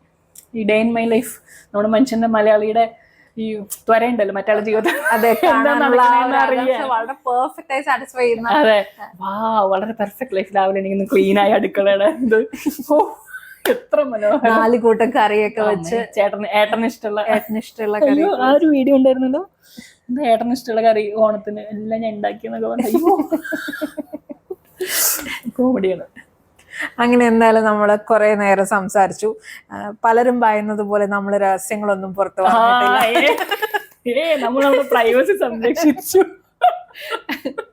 ഇങ്ങനെ എന്തായാലും വളരെ എൻജോയ് ചെയ്തൊരു കോൺവെർസേഷൻ ആയിരുന്നു. നമ്മൾ സംസാരിക്കുന്നതിനിടയ്ക്ക് ഫോൺ ഓൺ ചെയ്ത് വെച്ചത് പോലെ മാത്രമേ എനിക്ക് തോന്നിയുള്ളൂ. നമ്മൾ സാധാരണ സംസാരിക്കുമ്പോൾ ആൾക്കാരുടെ പേരും കൂടെ ഉണ്ട്. ഇതിൽ പേരുകൾ ഞങ്ങൾ മാറ്റിയിരിക്കുന്നു. അങ്ങനെ എന്തായാലും നമ്മള് വളരെ രസമായിട്ടുള്ള ഒരു കോൺവെർസേഷൻ ആയിരുന്നു. എന്തൊക്കെയോ സംസാരിച്ചു, ഇതിനൊരു ക്ലാരിറ്റി ഒന്നുമില്ല, പക്ഷെ എന്നാലും എന്തൊക്കെയോ തോട്ട്സ്. തീർച്ചയായിട്ടും നമ്മൾ നേരത്തെ പറഞ്ഞ പോലെ ആ ഒളിഞ്ഞു നോക്കാനുള്ള താല്പര്യം കൊണ്ട് തീർച്ചയായിട്ടും ആൾക്കാർക്ക് കേൾക്കാൻ താല്പര്യമുള്ള ഒരു കോൺവെർസേഷൻ ആയിരിക്കും. Very thank you so much Anashwara for spending time with me. Thank you ഇത്രയും സംസാരിക്കാൻ പറ്റിയല്ലോ. Thank you. അപ്പൊ ഇനി നമുക്ക് നെക്സ്റ്റ് ഒരു ഗസ്റ്റുമായിട്ട് അടുത്ത എപ്പിസോഡിൽ കാണാം. അതുവരേക്കും ബൈ.